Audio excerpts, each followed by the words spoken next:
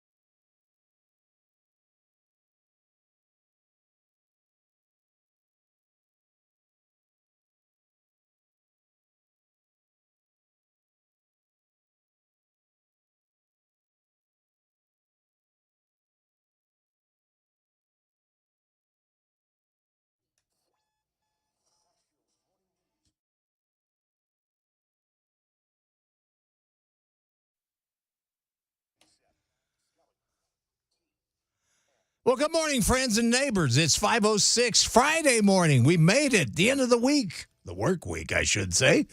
Dan Mandis is not in this morning on Nashville's Morning News, but he will return on Monday. You have Johnny B in his place, along with Ken Weaver in the newsroom. Mason Fleming flying the ship. 615-737-9986. That's the number to get involved with. You can super text us. We'll read a few of them. We'll read all of them, actually, but respond to a few of them on the air for you.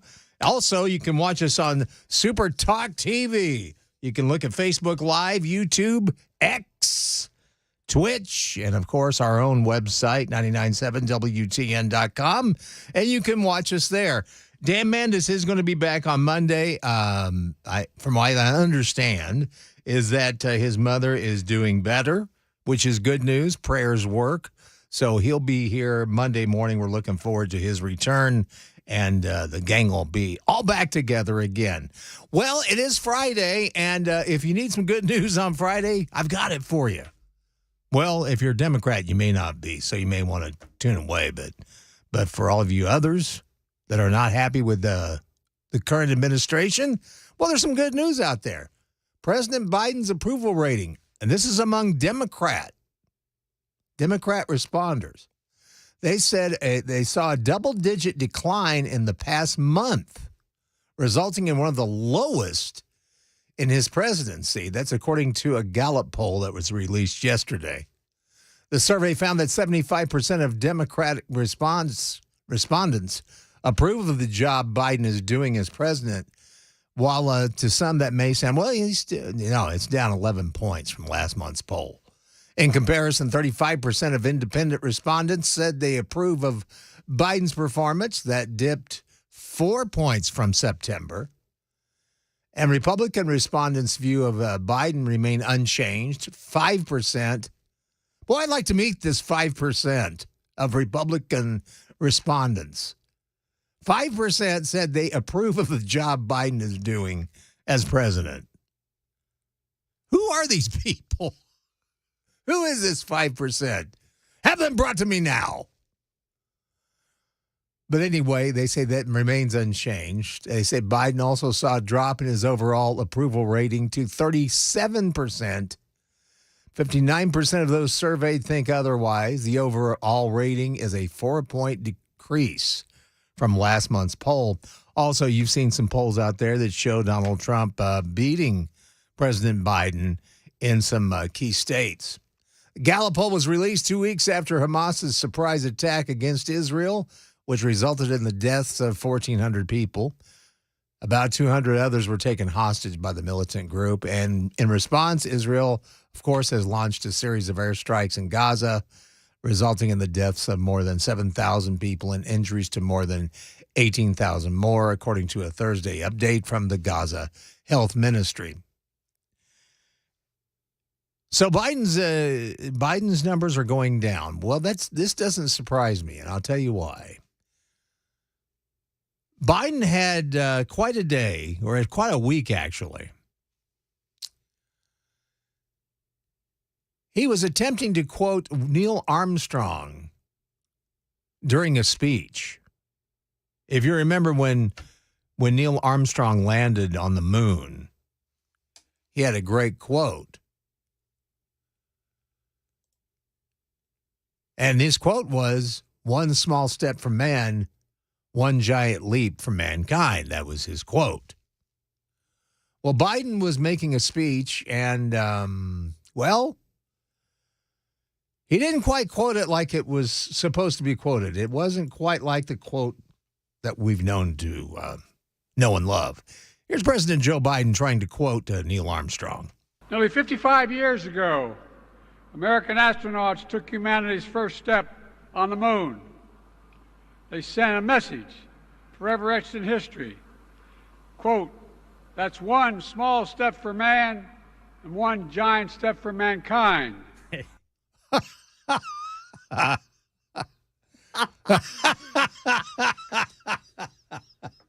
sorry. That's way to go, Brother Joe. I'm surprised he didn't go, when I was up there with those boys, I'm walking on the moon. I said to Neil, this is a giant step for all of us. You got big feet. Oh, So anyway, that could be one sign of why Joe Biden is having problems with his approval rating. But here's another. Oh yeah, it wasn't there. There were more gaffes. This is another. He attempted to define America in one word, and he tells an interesting Joe Biden story about who he was describing America to.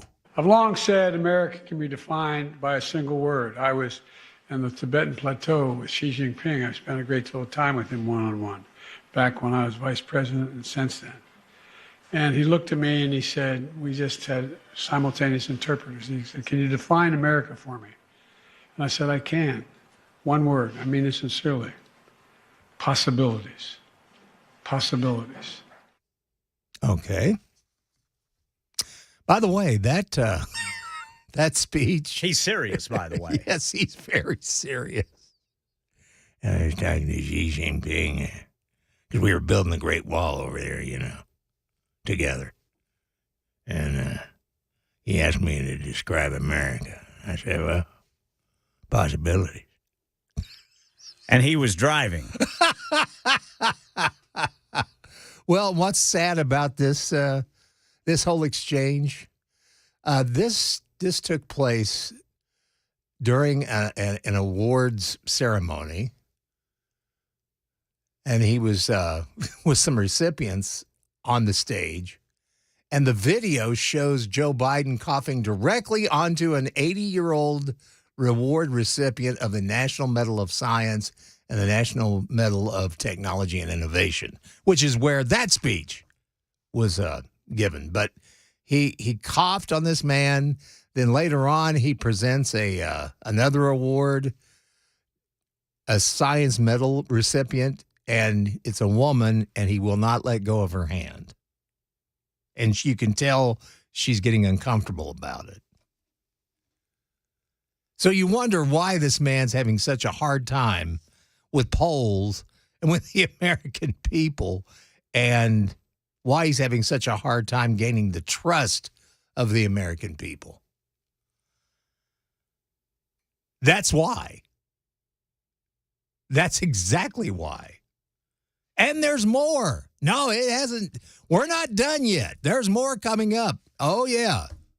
Now, there's no sound to it, but I got to tell you how he was with the Australian Prime Minister. Oh, yeah. It gets better. Biden gaffes. It's been a week for him. It's 5:14. Time to check the roads from the Paul Winkler Investment WTN Traffic Center.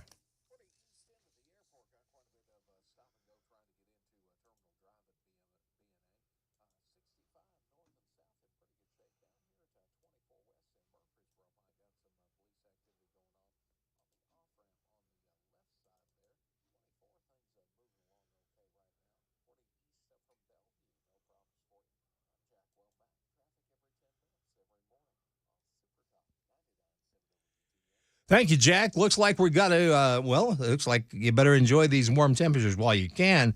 Cloudy today, slight chance of rain with a high around 77. It'll be partly cloudy Saturday with a high in the low 80s. Then on Sunday, showers are going to move in. The high is going to be 75, and that's when the bottom will drop out. We're looking at some highs next week of the 50s, and we could see some lows below freezing. In fact, they're calling for one night to be around 29 degrees. So cooler weather is coming our way. Get ready for it. Well, Joe Biden is having problems in the polls, and it's not just with Republican voters or even independent voters. It's Democrat voters. He's beginning to slip, and it's understandable. It's understandable why it's happening.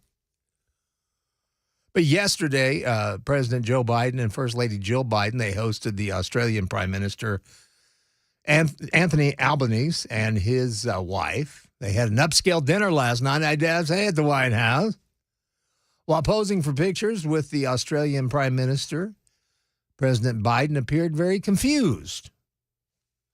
At one point, he randomly screamed out, "Don't fall on the flowers!" Talking to the Prime Minister. Don't fall on the flowers. Just because you do, Joe, doesn't mean everybody's going to. Anyway, people wanted to know, what's he talking about? Why does he seem so incredibly confused? There's another clip of Biden and Albanese at the White House dinner last night where they're basically hosting a fancy dinner party. Now, some people are saying, how can they do a dinner like this when they're on the brink of war? And I understand the feeling. But things are getting shaky, and that's why I think the American people are losing their faith in this man. But this is another reason. This is another reason. This is Joe Biden talking to the press about the mood of the country, why people in this country are not happier, especially, I guess, with the numbers that came out yesterday. They were more positive. But they were asking Joe Biden why the mood of the country is not better than it is. You started your remarks here today by saying it was good news today with the economic report. Why do you think most people still don't feel positive or feel good news about the economy? Well, first of all, you just heard the news today, too. They haven't heard it. I think the people, those 300+ thousand people who got jobs, feel better about the economy. Look, I got to choose my words here. Okay, all right. Come on, bud. You all are not the happiest people in the world. What you report. And I mean it sincerely. It gets you get more legs when you're reporting something that's negative. I don't mean you're picking on me, or I'm just the nature of things. Yeah. You turn on the television, and there's not a whole lot about boy saves dog as he swims in the lake, Yeah. To say, it's about, somebody pushed the dog in the lake. I mean, I get it, but... Joe, you there? If you okay. Just listen to what's going on around the world. Well, we are, Joe. We're listening. Apparently, you're not. And that, I can't believe we're going through this. This is our leader, supposedly. But if you want to know why Joe Biden's numbers keep going down and why no one has any faith, that's why. Give me a break. Yeah. You need a break, sir. You need a break desperately. We're going to try to give you one in November. It's 5:19. We got the Gang of Three Amigos coming up 35 after. And we got some big news. A big legendary band. They're going to put out their final single. Should be coming out next week. We'll have details on that, plus a lot more with the Gang of Three Amigos coming up on Nashville's Morning News. You got it right here. Super Talk 99.7 WTN. Hey everybody, Dan Mattis with Nashville's Morning News on WTN. I'm here at the Nashville Rescue Mission doing the interviews that I look forward to doing every single year. These are incredible stories of people who have had amazing recoveries. Thanks to this amazing facility, they are able to get clean and lead a more productive life. The date of our annual radiothon is going to be Monday, November 20th. Listen in and please donate. You can get more information at 99.7 WTN, including a link to the website for Nashville's Rescue Mission.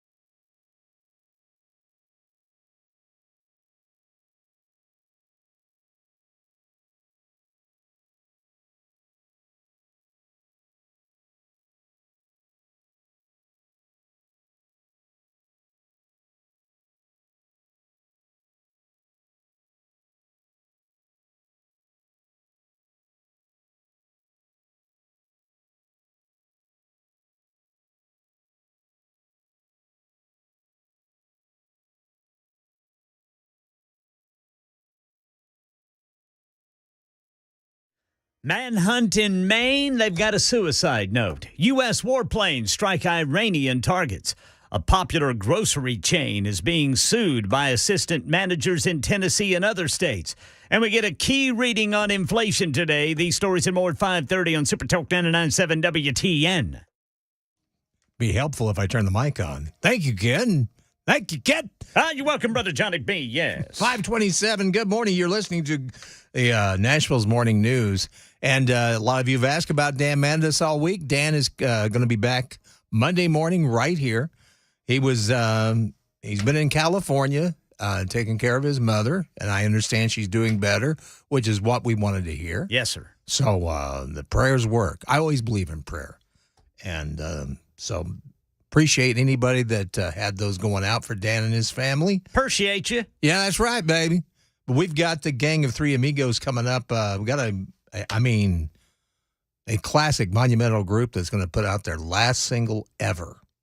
And we'll have that story along with many others.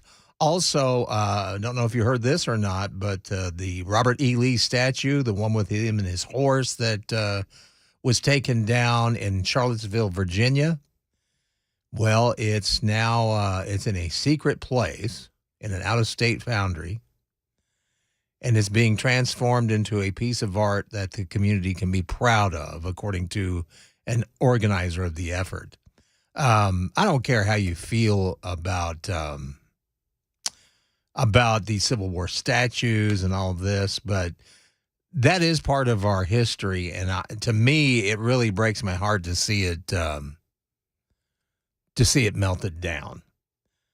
I had no problem. I mean, I have no love loss for the Confederacy, but I think it's wrong to tear down a piece of history. Now, if they'd been put in a Civil War, like a museum, I think that would have been a far better thing to do rather than melt down a piece of history and make it into something else. Well, just build other monuments honoring the civil rights movement. Exactly. Great point. But I don't see, what are you accomplishing by just melting this down? And it's not solving anything, nor is it going to change history. History has not changed. It was an ugly time of our history, but it's also a time in history that we should always look back on and learn from. It's 5:30, time for the news with Ken Weaver on Super Talk 99.7 WTN.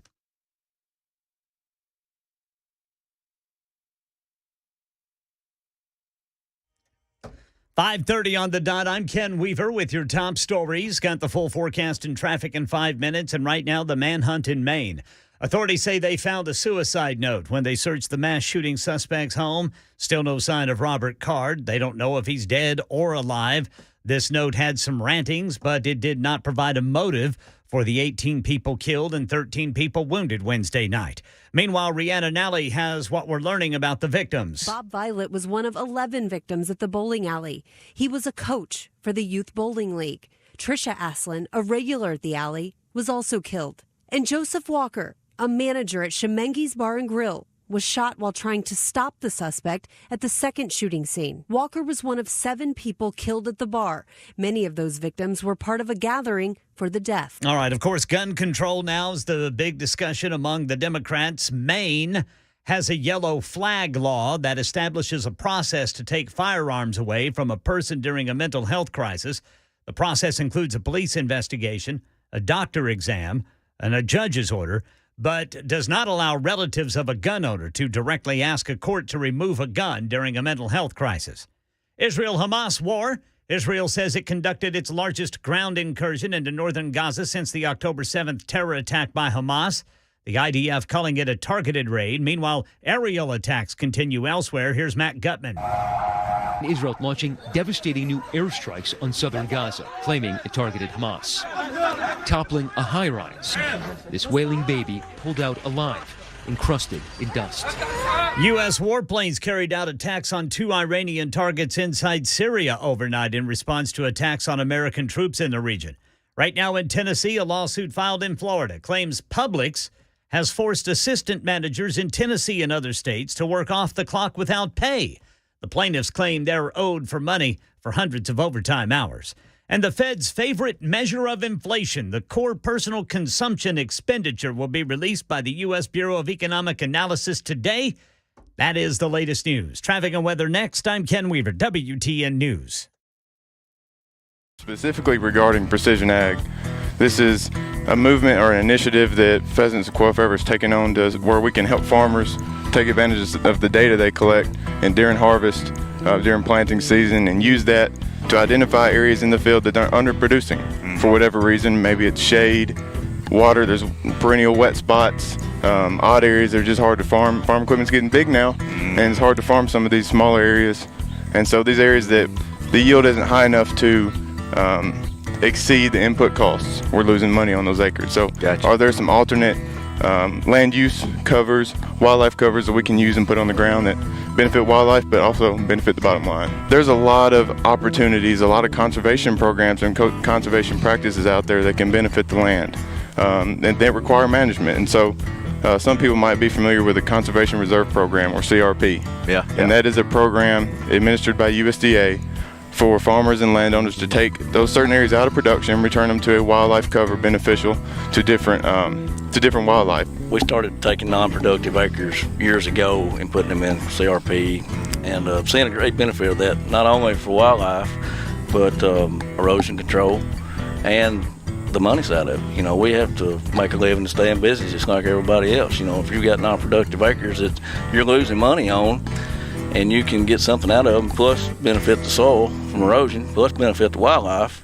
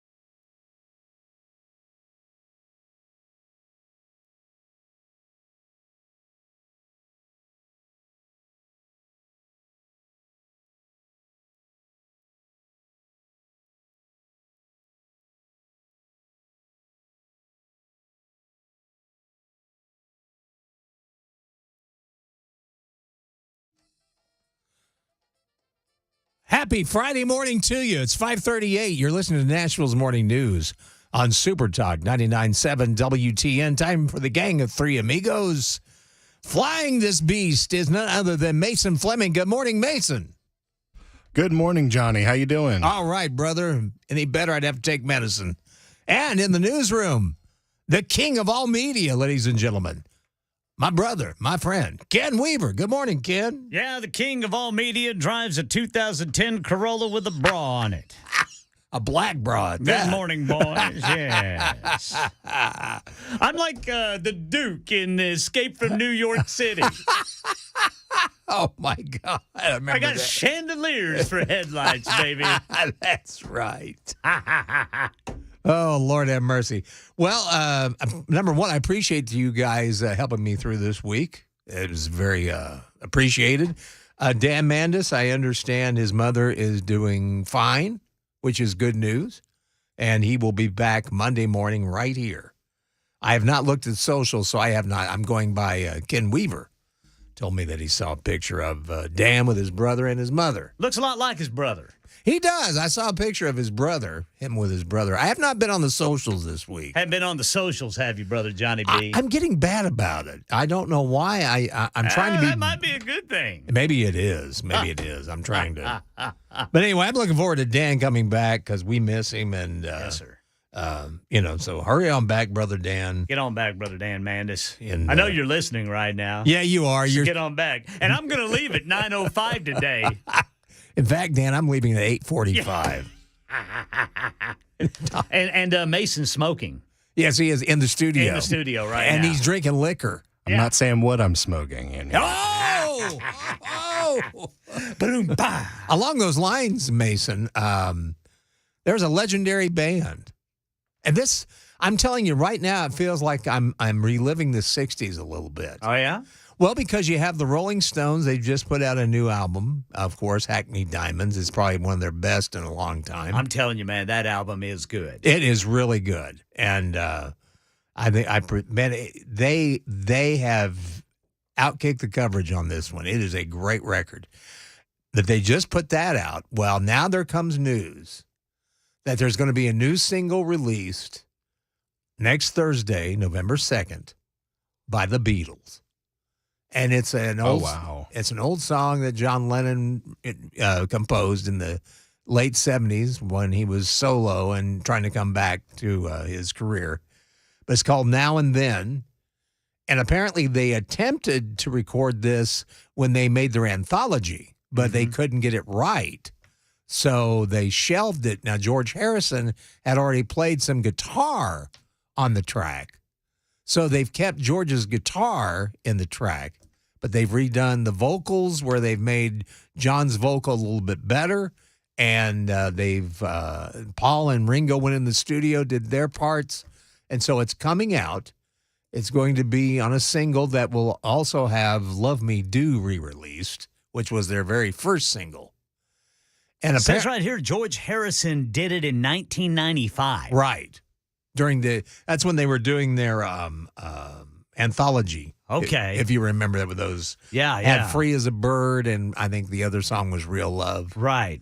They tried to do this song, but they couldn't. So they just could not get the sound they wanted. No, the technology, I guess, just wouldn't allow it at that time. Interesting. And Paul McCartney said that when they were doing this Get Back documentary, that Peter Jackson had some technology, which was artificial intelligence, and said he could clean the track up. So they went along with it, and now they've created this track, and it's going to be this new single that is also going to be available on the re-release of the greatest hits records they had. If you remembered these, they came in a double red album and a double blue album. Yeah, I've got them. Yeah. So the new single is going to be on the 1967-1970, which is the blue album. Mm-hmm. And it'll be available for release on November 10th. So apparently Paul and Ringo got together last year. Yes. And finished it up, and both say it was a very emotional process. Oh, can you imagine? Yeah. Can you imagine? I mean, because that sound, those riffs, all of that, and then John That's taken them all the way back to the 60s, Oh, man. yeah. And see, what's in their heyday. And what's interesting about right now with this, see, the Stones and the Beatles, when they first came out, were very friendly with each other. And they would call one another and they would say, hey, when are you putting your single out? Oh, we're putting ours out next week. Oh, well, then we'll wait a few weeks and we'll put ours out. Really? Yeah. And so Interesting. That's what hit me last night when I was reading about this. I thought, this reminds me of the 60s when they were both Titans. And they would always release their singles. They would be close to one another, but not close enough to where it would cause a problem. Yeah.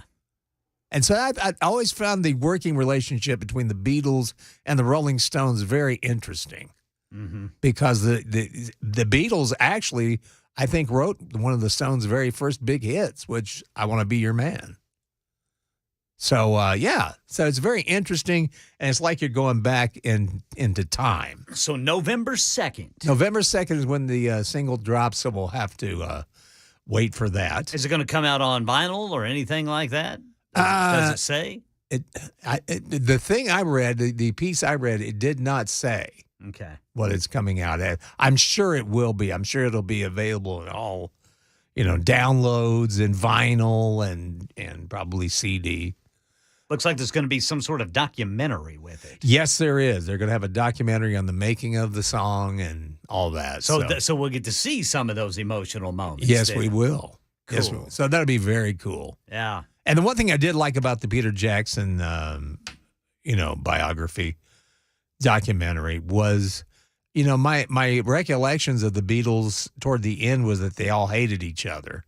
But even though they weren't getting along, when you were watching them in the recording studio, I thought, no, they still loved one another. Yeah, they didn't. I don't think they ever hated each other. They just had, they just rubbed each other the wrong way. I mean, you hang out with somebody like that for hours upon hours, you're going to have disagreements. Well, and especially the way they were, they had to spend their entire time together because of the, popularity they had. Right. And when they were on tour, they were constantly together. And if that's the case, I don't care who you are, if you're constantly together, you're eventually going to have some words. Yeah, that's probably why we better not take Dan Mandis up on his boys' trip down to Birmingham to watch Journey sing Open Arms. Hey, fellas, wait for me. Hey, fellas, when do you think they're going to sing Don't Stop Believing? Right after we get our butts kicked. We all go to the show and just sit in different parts of the arena so you're not next to each other. And don't wear jammies. Although Dan will have a T-shirt with Steve Perry on it. Very true. As long as he doesn't have a Taylor Swift T-shirt. Yeah. But listen up. Rob Gronkowski, he no longer plays football. He never long, but he is now, of course. He analyzes football. He got up on FanDuel's Up and Adams on their podcast Wednesday. Yeah. He said that he's getting kind of tired of Taylor Swift. He said, we want more football, not more Taylor. Football. Want more football. Football. Well, you know what? I mean, I go back to this. I just don't blame Taylor or Travis Kelce for this. This is the media doing this. Oh, sure. The media is going to do this. And trust me, I wouldn't doubt the NFL's behind it, too. Oh, yeah. They want, because they said the ratings for the games where Taylor Swift has appeared, they have been monstrous. Yeah. Well, coaches will tell you that most of the people who watch football don't know anything about football. Now that has just doubled. Oh, yes. You've got people who have no idea what football is, who are watching it just for a chance to see Taylor Swift, clap or cheer. Well, it's going on in Mac Morey's house. Whenever Mac watches these Chiefs, his girlfriend is going, is Taylor there? and what's really creepy, I don't know if any of you got, I'm sure you did, but apparently O.J. Simpson was quite taken. Oh, really? He was quite taken with a shot of Taylor and Patrick Mahomes' wife chest bumping. Yeah, they might want to get a restraining order. Yes, because That was creepy what he said. That kind Go figure. That kind of turned me on. Good grief. It's like, guy, you sound like a Man, creepy old man, and it's you. It's OJ. Yeah. Yeah. So that's some cutting analysis there, Juice. Oh, God. Cutting analysis. Oh, gosh.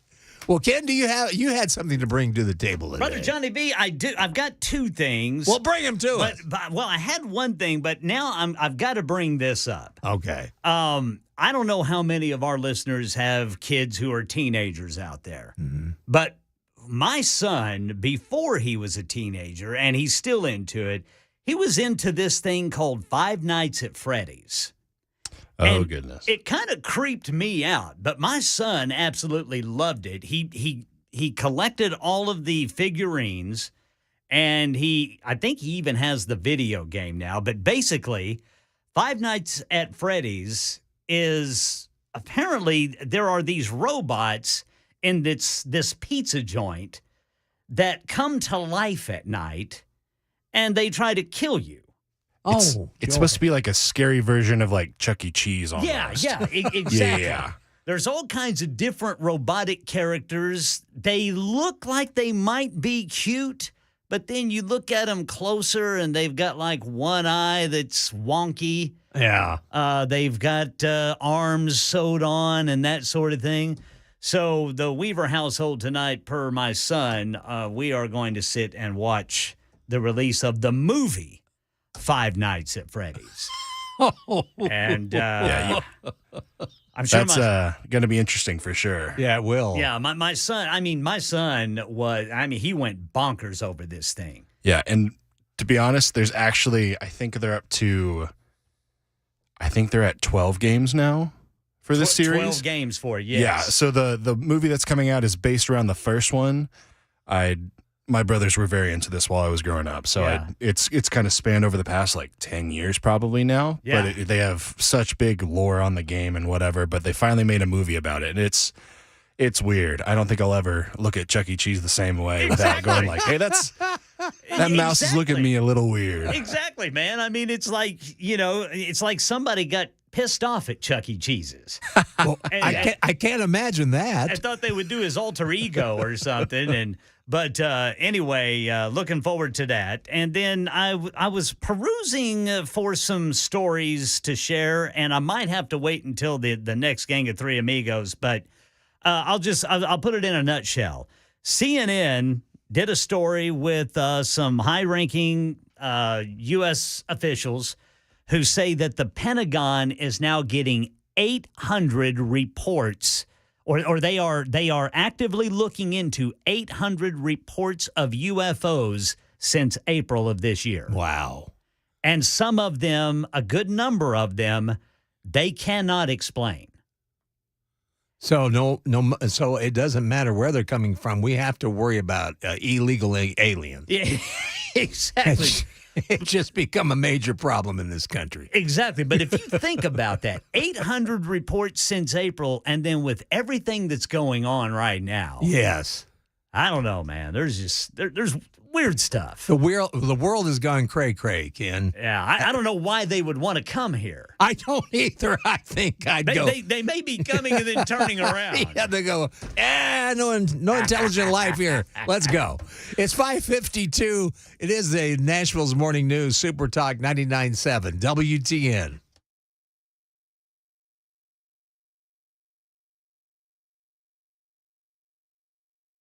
Hey folks, I'm Paul Winkler. One of the biggest decisions people have to make in retirement is how to take Social Security. You'll get all kinds of workshops about that, and you'll see all kinds of things about that particular topic. Because Social Security, for some people, it might be a third or even more of their income in retirement. So you want to get this decision right. Well, how do you make the decision? Well, one of the things we look at, there are programs we use. This is one of the simpler programs that we use right here. And I want to just show you how it works and how it actually unravels some of the misconceptions we have about Social Security. So we have two people here, they're age 60, and they're looking at filing for Social Security. One person has a retirement benefit of $2,500. That is their main benefit from Social Security at their full retirement age. The other one has a $500 benefit. And what we can do here, which is kind of cool, is look at this and say, okay, well, what if we have this person has that life expectancy and that person has that life expectancy there? And then what we do is we assume a certain cost of living increase in Social Security. What would be the optimal for taking the benefit where they get the most benefit or the most bang from their buck? And where we see the star, that shows that we would have the best benefit. Now, this is one person finally at age 67, the other person at age 70. Well, a lot of people think, well, I retire, I have to take Social Security at the same time that I retire, and that's not necessarily the case. As you can see here, one may take it at one age and one may take it at another, even though they're the same age right now. Now, the other thing we can do is say, well, what if I took it early? What if I took it at this particular age right here, where one person's 65 and the other one's 65? You can actually see how much it could cost in benefits. When we do this, we can see how much it might cost us and how much it might affect us negatively to do that. Now, the other thing we can do is we can play around the life expectancies, and we say, well, if this person lives to that age, now the cost is $187,000 in this particular example, taking it at that age right there. So you can see, based on your own life expectancy, and typically people will say, well, what did my parents live to, and come up with that type of data.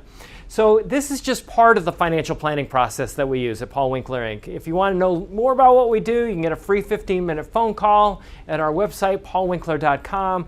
We do financial planning, full financial planning. We do investing, education, and investing. We actually help people through those decisions, helping them set up their 401ks and those types of decisions, as well as risk management. But we don't get paid on commission. That's what makes us so different from other firms out there that do what we do. So if you want to find out more, go to paulwinkler.com.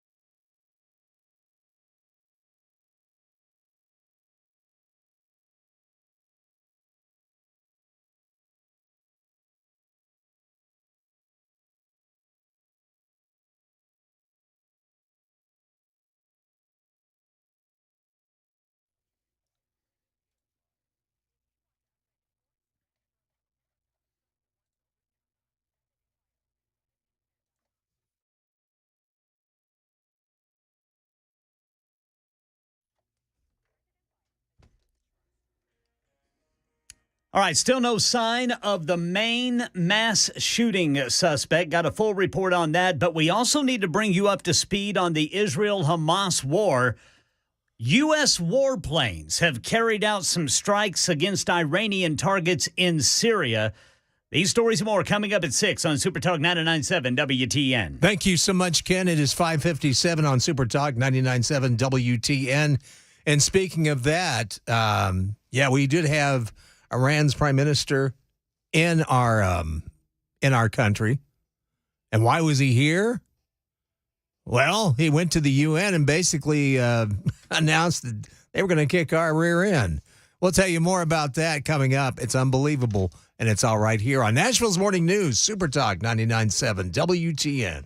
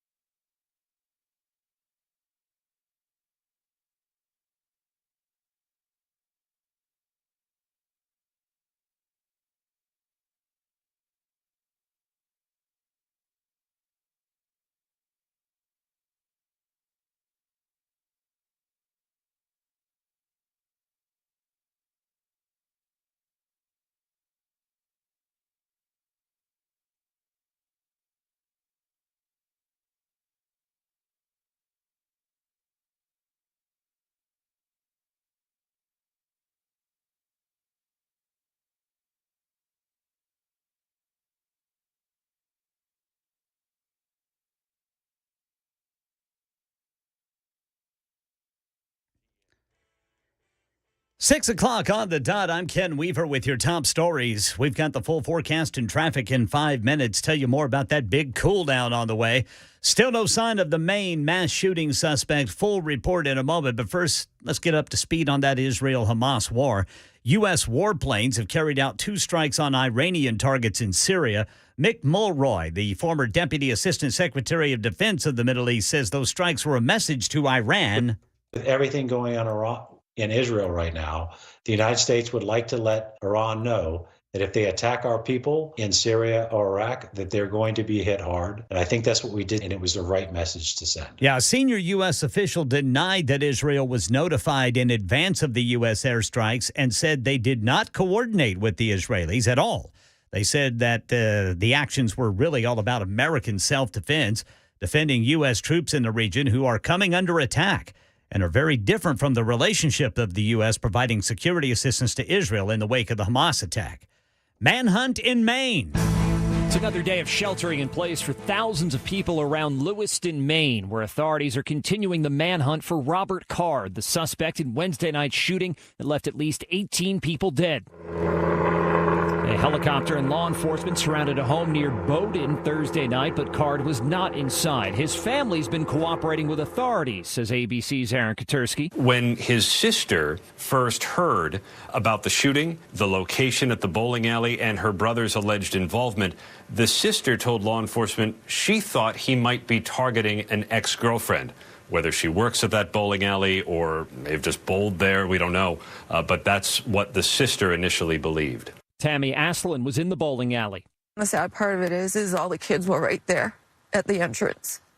And thank God to the quick thinking of some parents who didn't even turn to look. They just grabbed the kids and said, run. That's Brian Clark reporting. A suicide note was found in Robert Card's home, but authorities say it doesn't indicate if he is alive or dead or a motive.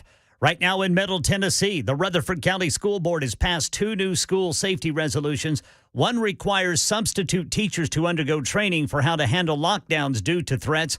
Another one puts students who make threats against schools, real or fake, in jeopardy of losing their driver's licenses.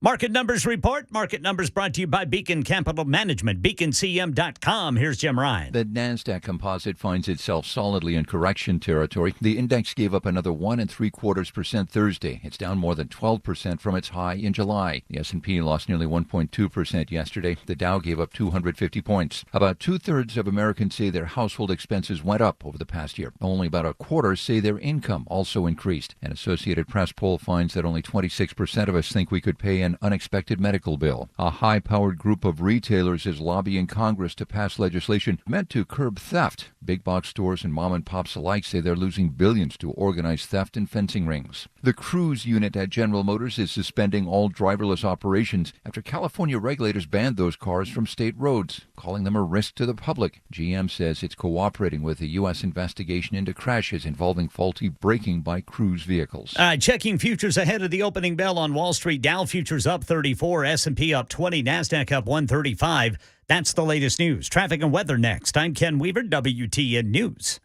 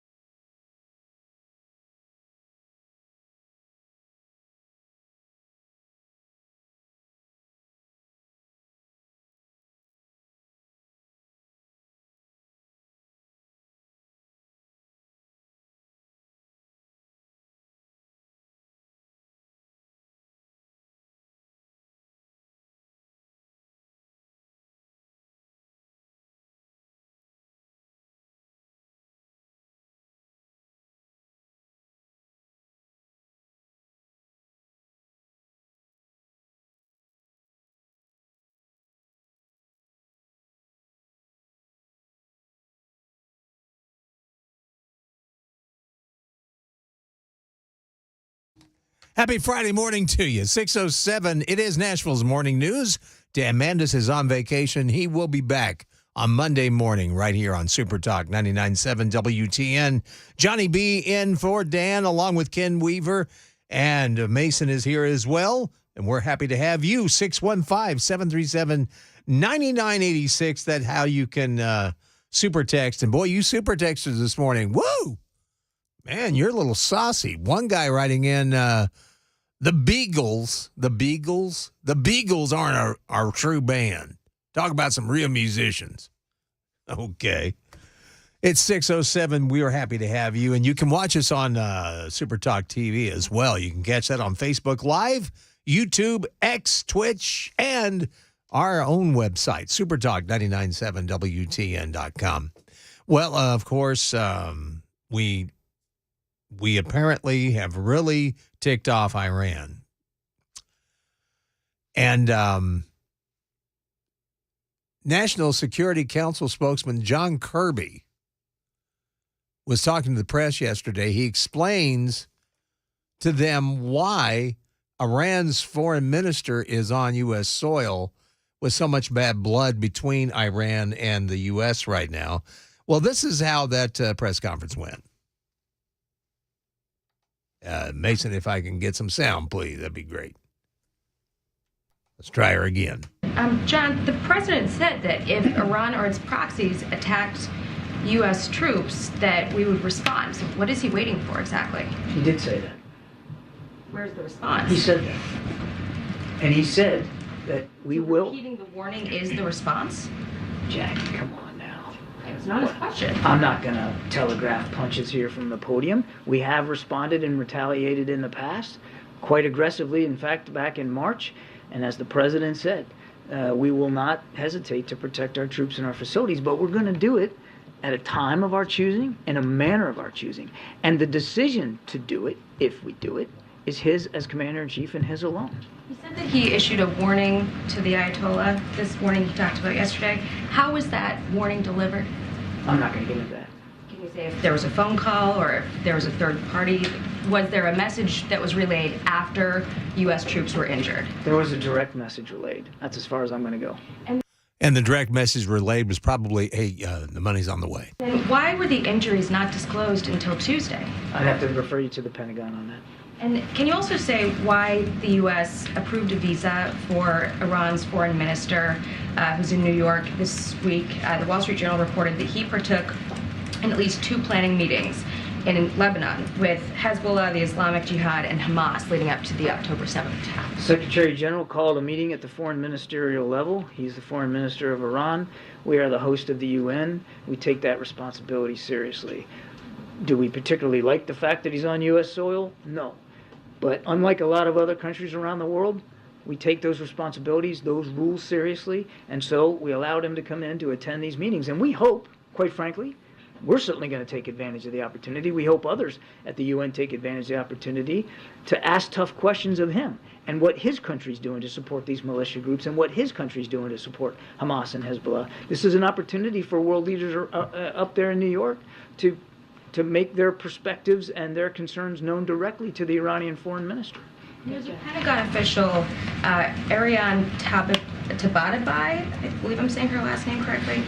She was alleged to be involved in an Iranian government influence operation. There was some discussion about whether she should keep her security clearance. She did.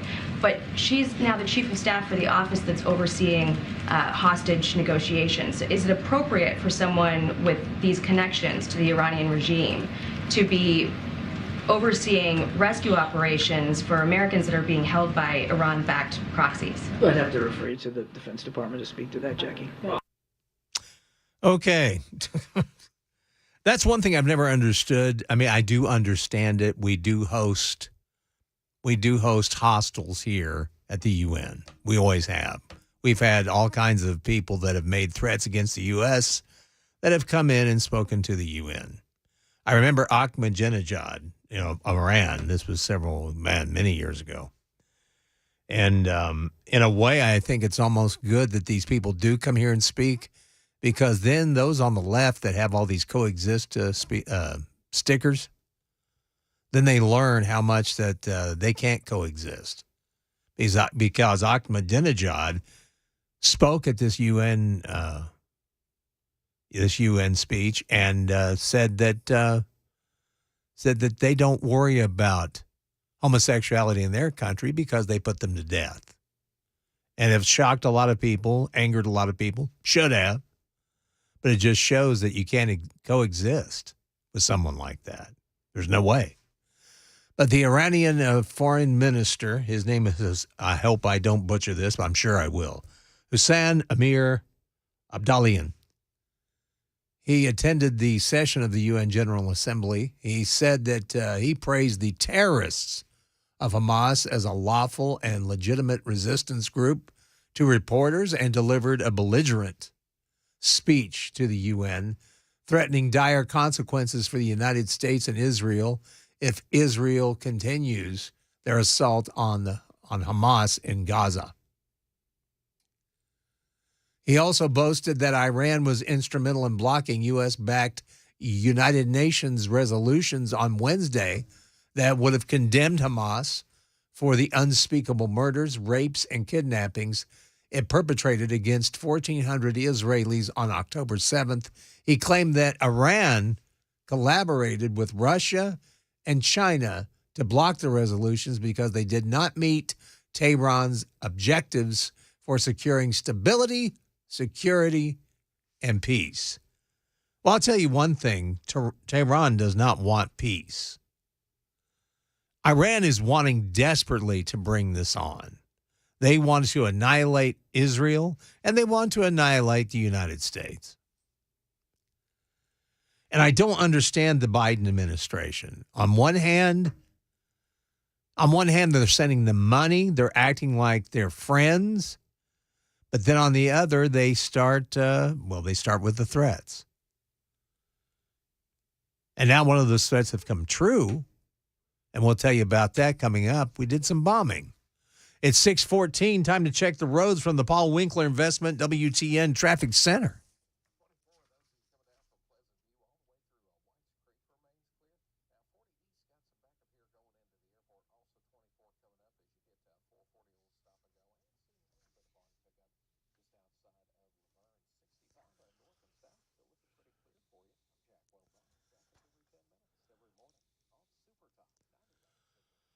Thank you, Jack. Looks like our Friday is going to be cloudy with a slight chance of rain with a high of 77. Partly cloudy tomorrow, Saturday, with a high in the low 80s. Then we have showers move in on Sunday with a high of 75. Showers will continue on Monday. And then next week, the first part of next week anyway, it's going to be a lot colder. We're only going to see highs around the 50s with lows getting down to low 30s, possibly even the upper 20s. So it's going to turn a lot colder. Right now, it's 60 degrees on Nashville's Music Row on Super Talk 99.7 WTN. We're talking about Iran's foreign minister. He, of course, was here to deliver a speech to the UN. He also had some tough words for the United States if Israel continues its operation in Gaza. He said, I say frankly to the American statesmen who are now managing the genocide in Palestine that we do not welcome expansion of the war in the region. But if the genocide in Gaza continues, they will not be spared from this fire. I wonder, how does he view the invasion from Hamas into Israel? Was that an invasion? Was that, I mean, you were killing innocent people. So what was that, Mr. Foreign Minister? He claimed the Hamas terrorists told their patrons in Iran they are ready to release some of the 220-plus hostages they kidnapped. But the Iranian foreign minister said they should hold out until the world community presses for Israel to release 6,000 Palestinian prisoners in exchange.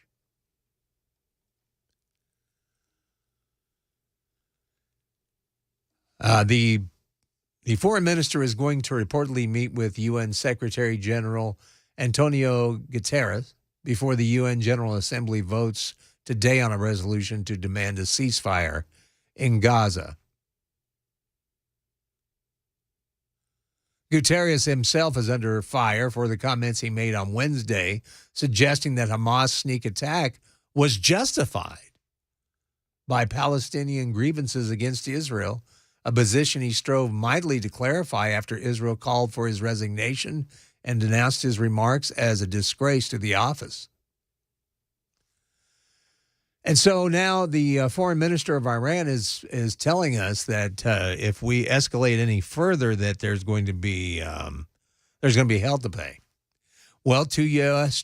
fighter jets, they struck weapons and ammunition facilities in Syria on Friday in retaliation for attacks on U.S. forces by Iranian-backed militia, as concerns are growing that the Israel-Hamas conflict might spread into the Middle East. President Joe Biden ordered the strikes on the 2 facilities used by Iran's Revolutionary Guard Corps and militia groups that it backs. That's according to the Pentagon. They warned the U.S. will take additional measures if attacks by Iran's proxies continue. Well, I hate to tell you, but they're going to continue. And they've been going on for a while. It's not been reported. I know this for a fact from talking to servicemen that have served in the area. Iran has been doing this for quite a while. This is nothing new. U.S. and coalition troops have been attacked at least 19 times in Iraq and Syria by Iran-backed forces in the past week. Hamas, Islamic Jihad, and Lebanon's Hezbollah are all backed by Tehran, of course. Iran's foreign minister said at the United Nations yesterday that if Israel's offensive against Hamas did not stop, the United States will not be spared from this fire. And the airstrikes took place at roughly 4:30 a.m. Friday near Abu Kamal, a Syrian town on the border with Iraq, and were carried out by 2 F-16 fighter jets using precision munitions. So it's going to be interesting to see what this does. The Mideast is a powder keg. I really wish we weren't involved, but we are. A lot of it is because of oil. And I've always, anytime this stuff happens in the Mideast and we get drawn into it, I automatically think of everybody that doesn't want to drill here, but will gladly take oil from people that hate our guts. And I don't understand it. I don't understand the thinking at all. But this situation is getting pretty sticky with Israel, Hamas, with Iran being involved, and with the United States pulling this wishy-washy response. On one hand, we send them money. On one hand, we're trying to be their buddy. But then on the other hand, we're bombing strategic locations, supposedly. It's sending a mixed message. That's why John Kirby's press conference really didn't instill a lot of confidence in me. That's why we need a true leader right now. Oh, man, we need one. And Joe Biden is not it. 621 is Nashville's Morning News. You're listening to Super Talk 99.7 WTN.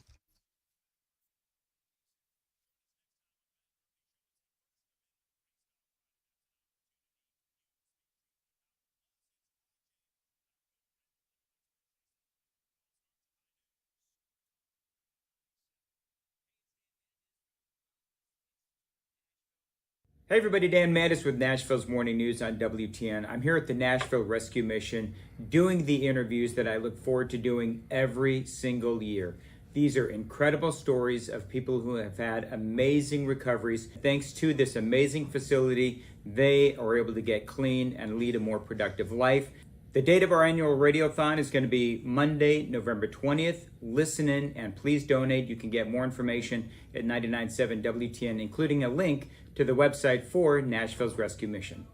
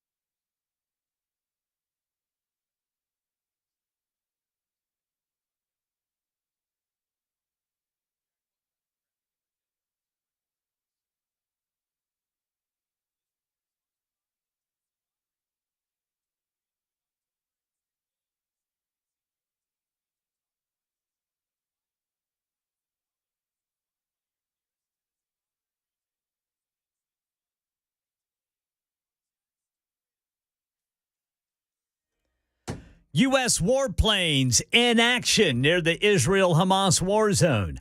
Elsewhere, a Chinese fighter jet and a B-52 get too cozy for comfort. Manhunt in Maine update. We'll tell you about a note authorities say they found. Here in Tennessee, some grocery store assistant managers suing for overtime pay. You likely see these folks every day. These stories and more at 6:30 on Super Talk 99.7 WTN. Thank you, Brother Ken. One of the best teasers in the business. 6:27. It is Nashville's Morning News on Super Talk 99.7 WTN. And, of course, with the main shooter, of course, it's brought out all the anti-gun complainers out there. And we'll have that coming up at 6:35. They're all over the place. Of course, I'm talking about the vice president, the president, all of these political hacks getting involved in trying to basically get gun control. Also, Donald Trump, didn't know if you saw this, but of course on Wednesday, the judge overseeing Trump's fraud trial slapped him with a $10,000 fine for violating a partial gag order by verbally attacking a court official. Well, yesterday, former President Trump launched the latest in a series of tirades against the judge himself. In a post on his Truth social media site, he called the judge tyrannical and unhinged and a fully biased Trump hater who, quote unquote, should be ashamed of himself for his handling of the case. And then, of course, he types in all caps, he has gone crazy in his hatred of Trump. By the way, this is not a jury trial. Judge Arthur Ingeron will decide the case for or against Trump. So Donald Trump not paying attention to gag orders. And there's a surprise. Coming up, as we said, there are a lot of anti-gun rhetoric out there now, thanks to what's happened in Maine. We'll have all that coming up. But first, we've got to check with the news. And to do that is Ken Weaver, and that's next on Super Talk 99.7 WTN.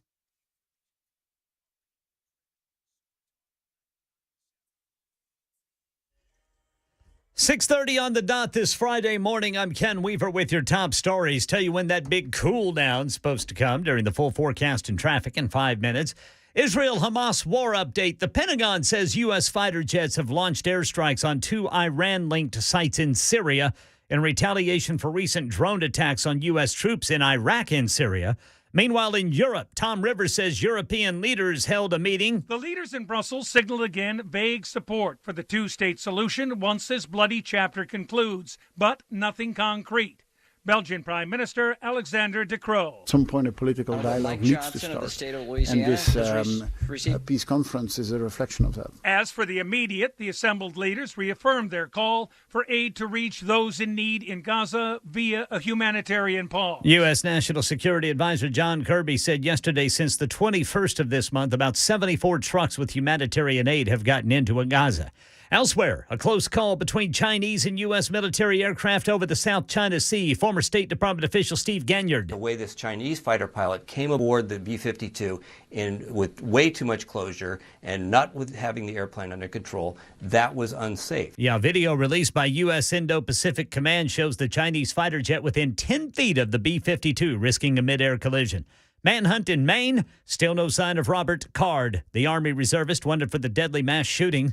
Here's Ike Jaichi. According to sources, investigators found a suicide note at Card's home addressed to his son. It did not provide a motive for the rampage, but contained bank information and what are described as rantings. Authorities say his recent activity online showed his likes on social media include what they call far-right conspiratorial content, and he also engaged on issues ranging from gun rights to gay rights.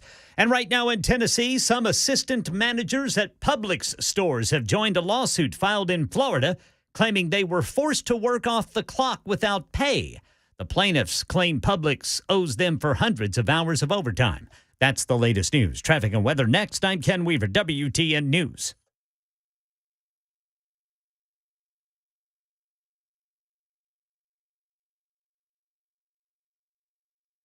Specifically regarding precision ag, this is a movement or an initiative that Pheasants and Quail Forever is taking on where we can help farmers take advantage of the data they collect and during harvest during planting season and use that to identify areas in the field that are underproducing for whatever reason. Maybe it's shade, water, there's perennial wet spots, odd areas that are just hard to farm. Farm equipment's getting big now, and it's hard to farm some of these smaller areas.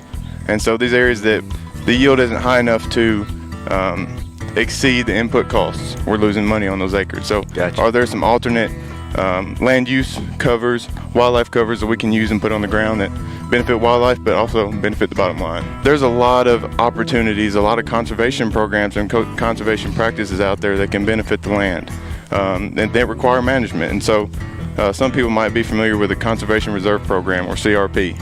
And that is a program administered by USDA for farmers and landowners to take those certain areas out of production and return them to a wildlife cover beneficial to different wildlife. We started taking non-productive acres years ago and putting them in CRP, and seeing a great benefit of that, not only for wildlife, but erosion control and the money side of it. You know, we have to make a living to stay in business just like everybody else. You know, if you've got non-productive acres that you're losing money on, and you can get something out of them, plus benefit the soil from erosion, plus benefit the wildlife,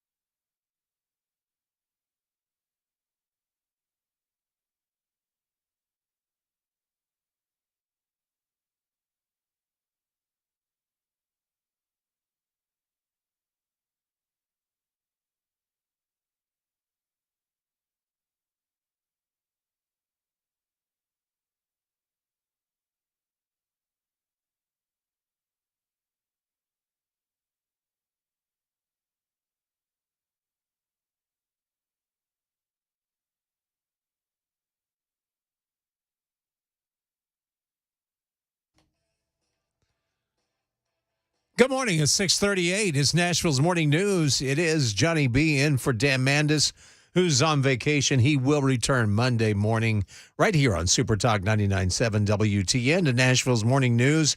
And, of course, the Super Talk continues all day long. 9 o'clock, broadcasting live from Phoenix, none other than Chris Hand. At 12 noon, one of my favorite people on this planet, Matt Murphy, will join us along with Bill. And then, to get your weekend started as you're going home, tune into The Drive at 3 p.m. with Brian Wilson, along with Chris Weber and Mac Morey, and that'll make your weekend complete. The Super Talk never ends right here on Super Talk 99.7 WTN. Thank you for joining us this morning. In fact, thank you for making me feel welcome all this time. I really appreciate it, and would just like to thank all the great people I work with and the fine people that listen to this radio station, because I feel like one blessed fellow. I have a lot of great people around me, and I feel lucky to have been here as long as I have and do what I do and get to talk to you fine people. Of course, the shooting in Maine has started up again. A lot of talk of trying to ban assault rifles, trying to talk about gun control. And all this happens right when we get a new speaker for the House. Of course, that's Mike Johnson. And he's got that to deal with. In fact, he said this is a dark time in America. According to Johnson, he said we're really, really hopeful and prayerful.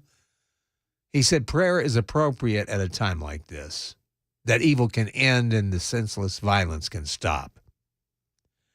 And for a lot of you out there, I've heard of a lot of you, anytime that there is a shooting anymore, or the person that comes to mind, gosh, his name escapes me. He used to be a sportscaster. Gosh, I would know his name right off the bat. But anyway, it's not just him. I'm hearing so many people, stop with us prayers and thoughts. Well, if you want to stop with the prayers and thoughts, that's fine. But I seem to find prayers and thoughts comforting, and I also at times think they do help. But now that this has happened up in Maine, the anti-gun rhetoric is starting to rear its head again. You have U.S. Representative Jared Golden. Now, this is a conservative Democrat. Yes, they do exist. But he has changed his mind about assault rifles. He now says he supports banning them. Golden is from Maine. And that's, of course, where the lone shooter, armed with a semi-automatic assault rifle, killed at least 18 people. According to Golden, he said, I have opposed efforts to ban deadly weapons of war like the assault rifle used to carry out this crime. He said, the time has come now for me to take responsibility for this failure, which is why I now call on the United States Congress to ban assault rifles. And it's not only that. Kamala Harris also decided to weigh in. She had a luncheon that was attended by the Secretary of State, Anthony Blinken, and the Australian Prime Minister, Anthony Albanese, yesterday. Of course, she did condemn the shootings, as we all do. But, of course, this is what she had to say along with it, talking to the press during this confab during this luncheon. This is what the vice president had to say to the press. Gun violence has terrorized and traumatized so many of our communities in this country. And let us be clear, it does not have to be this way, as our friends in Australia have demonstrated. Okay, so she had to praise Australia for their gun ban. She didn't mention that Australia demonstrated another way by requiring citizens to hand over approximately 750,000 firearms during a mandatory buyback in the mid-1990s. These buybacks are the biggest waste of time that I have ever witnessed in my entire time on this planet. Do you honestly think? Now, come on, put on your common sense cap. Do you think someone that's a career criminal is going to go, hey, man, they're going to give me cash for this gun? And they're not going to give you the cash that you could get if you sold it elsewhere.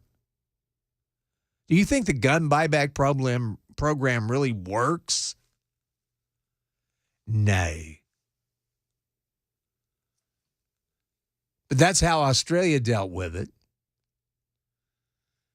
Now, you can have a gun in Australia, but you have to plead your case. And personal protection is not a genuine reason in Australia. That's the whole purpose of owning a gun. And even though I'm not big on the assault rifles, I know people that own them. And they're responsible gun owners. They're not going to go out and cause mayhem with them. I'm not big on banning because I don't think you can truly ban anything. Look at everything we've tried to ban over the years. Look at alcohol. There's a great example. Tried to ban that, and look what it did. Nothing. Banning is really not the answer. What the answer really lies in, we have to find out why people are doing this, because they're doing it at an alarming rate, where they're going in and they're wanting to shoot as many people as they possibly can. What is triggering people? And no pun intended, that's what we got to get around. But yeah, the anti-gun rhetoric is going to get louder, and it gets louder with even the president. Oh, yeah, he's now pushing lawsuits against gun makers following the Maine attacks. We have that story for you next. Right now, though, it's the Paul Winkler Investment WTN Traffic Center. How's traffic, Jack?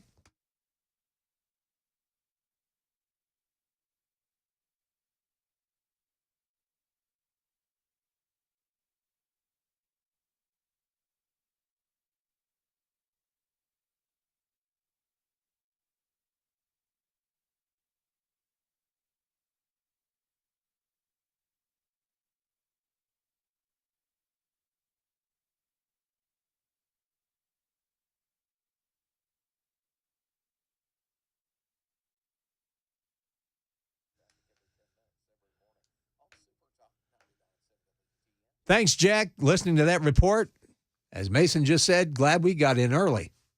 Traffic sounds horrible. Anyway, weather's not going to be too bad. Cloudy today, slight chance of rain with a high of 77. Or it's going to be mostly, partly cloudy tomorrow with a high in the low 80s. Better enjoy it while you got it. Sunday, we'll have showers with a high of 75, and then the bottom kind of drops out the first part of next week because we're going to have rain, and we'll also have highs in the 50s, lows in the upper 20s to low 30s. So we're definitely going to see our first freeze. Right now, it's 60 degrees on Nashville's music. Oh, no, it's 68. Pardon me. 68 degrees on Nashville's Music Row on Super Talk 99.7 WTN. Well, in response to the Maine shootings, this does not surprise me. President Joe Biden has now pushed for a repeal of protection that protects gun makers from frivolous lawsuits, universal background checks, and other gun controls. WhiteHouse.gov, they published Biden's statement. It opened with him saying, "Today, Jill and I are praying for the Americans who have lost their lives." I'm sure he didn't say it like this either. "For those still in critical care and for the families, survivors, and community members enduring shock and grief." He then urged residents in Maine's Lewiston area to heed all law enforcement warnings, including alerts to shelter in place. He then transitioned to the summer of 2022 of the gun control to be passed with Senator John Cornyn's help, noting as always that gun control is not enough. He said, "I urge Republican lawmakers in Congress to fulfill their duty to protect the American people, work with us to pass a bill banning assault weapons and high-capacity magazines, to enact universal background checks, to require safe storage of guns, and end end immunity from liability for gun manufacturers. Breitbart News fact-checked Biden's claim that gun makers have immunity from liability and found that claim to be false. They said, according to March 1st, 2022, Breitbart News reported that Biden was claiming gun manufacturers are shielded from liability and cannot be sued. In reality, gun manufacturers are not shielded from liability. Rather, they are protected from frivolous lawsuits over the criminal use of guns that are legally made and legally sold. So there you go. And as I said, I have known gun owners my entire life. I've been around guns my entire life. And all of the people I've known that have owned guns, I can only think of 2 people that were not responsible gun owners. One I suspected who claimed he had a license to carry really did not. But every gun owner that I've known are responsible. They use them responsibly. The last thing they want to do is shoot someone. But they would not hesitate to shoot someone to protect their family. And in one case, a friend of mine saved his family when someone broke into his apartment. This was in Birmingham, Alabama. And they had the door to his bedroom closed. This gentleman, whoever was broken their place, was trying to open it. And my buddy told him, he said, if you make one more move, he said, I have a gun and I'm ready to use it. And that's when he heard the gentleman leave. If you don't think that is a deterrent, then you're sadly mistaken. It is horrific what we're seeing across the country with the mass shootings, but what is causing these people to get this flipped out to do that, to harm innocent people? That's what we got to get to the bottom of. Not just simply take the guns away, because that's not going to make them go away. Banning never works. You can try to ban things all you want, but the guns are already here. And guns do good things. Guns are good. It's people that are bad. Some people. And that's what we've got to get to. That's the answer right there. 6:51, it's Nashville's Morning News. We're glad to have you with us. If you'd like to participate, you can. 615-737-9986. That is the Super Text line, and we'll try to answer those when we come back. Super Talk 99.7 WTN. Hey folks, I'm Paul Winkler. One of the biggest decisions people have to make in retirement is how to take Social Security. You'll get all kinds of workshops about that, and you'll see all kinds of things about that particular topic. Because Social Security, for some people, it might be a third or even more of their income in retirement. So you want to get this decision right. Well, how do you make the decision? Well, one of the things we look at, there are programs we use. This is one of the simpler programs that we use right here. And I want to just show you how it works and how it actually unravels some of the misconceptions we have about Social Security. So we have 2 people here, they're age 60, and they're looking at filing for Social Security. One person has a retirement benefit of $2,500. That is their main benefit from Social Security at their full retirement age. The other one has a $500 benefit. And what we can do here, which is kind of cool, is look at this and say, okay, well, what if we have this person has that life expectancy and that person has that life expectancy there? And then what we do is we assume a certain cost of living increase in Social Security. What would be the optimal for taking the benefit where they get the most benefit or the most bang from their buck? And where we see the star, that shows that we would have the best benefit. Now, this is one person filing at age 67, the other person at age 70. Well, a lot of people think, well, I retire, I have to take Social Security at the same time that I retire, and that's not necessarily the case. As you can see here, one may take it at one age and one may take it at another, even though they're the same age right now. Now, the other thing we can do is say, well, what if I took it early? What if I took it at this particular age right here, where one person's 65 and the other one's 65? You can actually see how much it could cost in benefits when we do this, we can see how much it might cost us and how much it might affect us negatively to do that. Now, the other thing we can do is we can play around the life expectancies, and we say, well, if this person lives to that age, now the cost is $187,000 in this particular example, taking it at that age right there. So you can see, based on your own life expectancy, and typically people will say, well, what did my parents live to, and come up with that type of data. So this is just part of the financial planning process that we use at Paul Winkler Inc. If you want to know more about what we do, you can get a free 15-minute phone call at our website, paulwinkler.com. We do financial planning, full financial planning. We do investing, education, and investing. We actually help people through those decisions, helping them set up their 401ks and those types of decisions, as well as risk management. But we don't get paid on commission. That's what makes us so different from other firms out there that do what we do. So if you want to find out more, go to paulwinkler.com.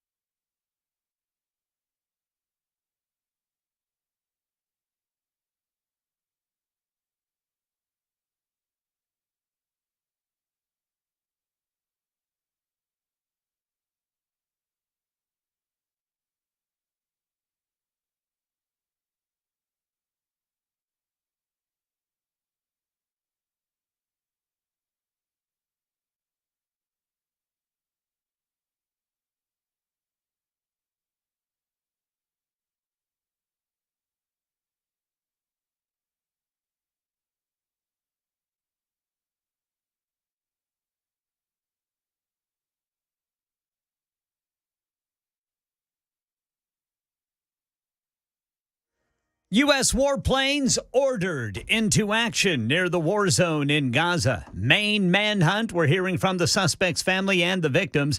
Here in Tennessee, a local school board votes on some new safety measures. Some grocery store workers in Tennessee joining a lawsuit to get overtime pay. And we'll preview a key reading on the economy due out within the hour. These stories and more coming up at 7 on Super Talk 99.7 WTN. Thank you very much, Brother Ken Weaver. Going to the super text line, looking at 8635. He said they should encourage more legal concealed carry. That way the criminals would know who has the guns and maybe would be less likely to break the law if their life depends on it. Well, that's a good point. Another great point right here from 2049 says our wide open border and the recent event in Israel that may call for owning an assault weapon. And that's the whole thing, too, about I don't think these things are really assault rifles. I don't think that's why people are so – it's not so much the rifle, it's the way it looks. And that's what's the problem with a lot of people that aren't gun owners. When they see it, they get frightened. That's where it really needs to come down to in this country, more education on guns, also on prescription drugs as well. And what some of the side effects are. It's 6:58. You're listening to Nashville's Morning News on Super Talk 99.7 WTN.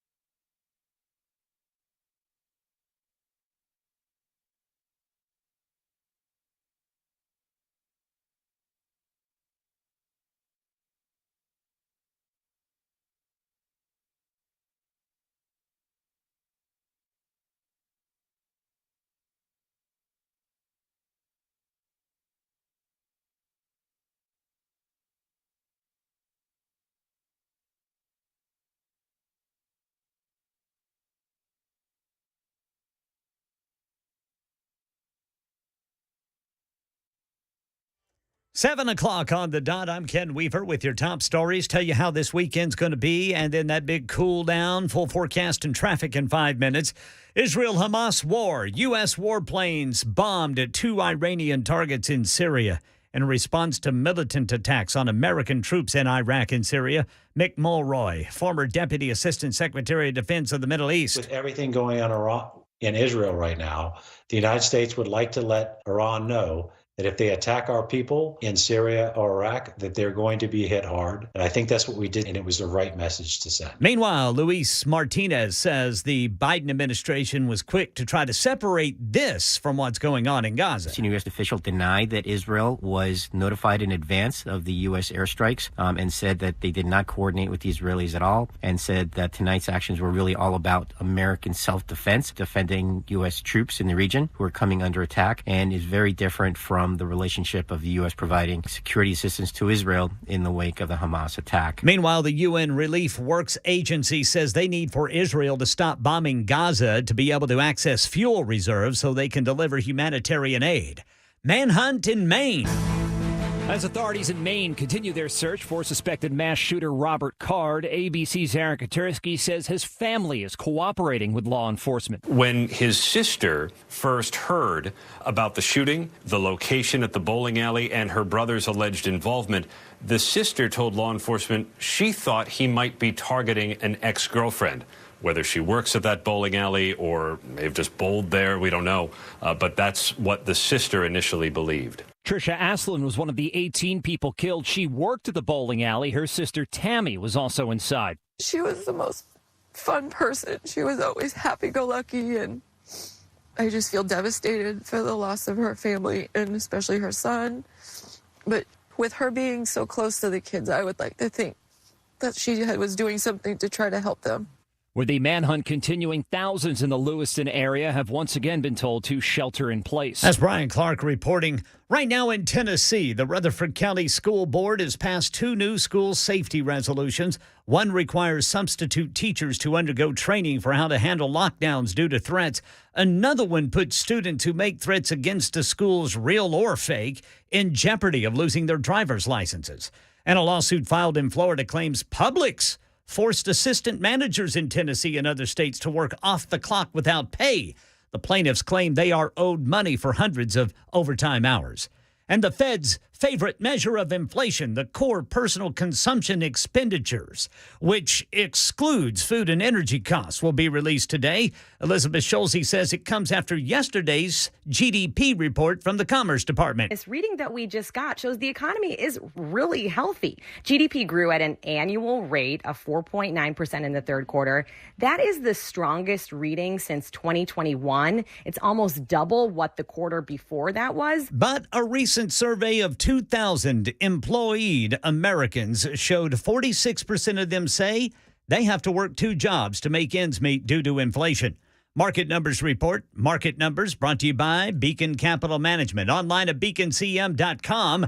Futures are mixed ahead of the opening bell on Wall Street. Dow futures down 91. S&P up 5. NASDAQ up 92. That's the latest news. Traffic and weather next. I'm Ken Weaver, WTN News.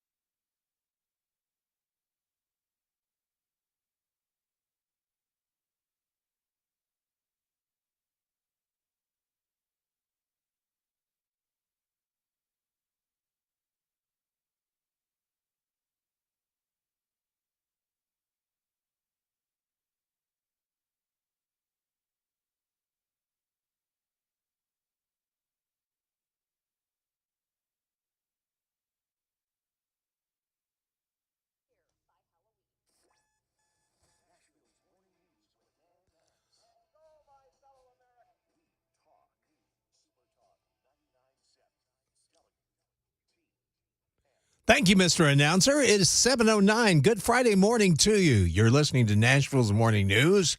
Dan Mandis is off. He will be back Monday morning, thank goodness. You got Johnny B in his place, along with Ken Weaver in the newsroom, and flying this monstrosity, none other than Mason Fleming. And we're glad to have you. And you can get involved with us, 615-737-9986. That's a big super text line. You can also watch us on Super Talk TV. You can see what we're wearing today, which I'm sure you've seen us wear before. You can catch us on Facebook Live, YouTube, X, Twitch, and, of course, our own website, 997wtn.com. And find out all about us right there. And happy Friday to you. And, gentlemen, have you partaken of any of these treats that my wife has brought in for you two this morning? Not yet. It's been tempting me over on the desk there. Yeah, it has, hasn't it? It's just been calling out to you. Well, don't feel alone because we've got to put a stop to it because she's out of control. And I think the person to blame is Matt Murphy.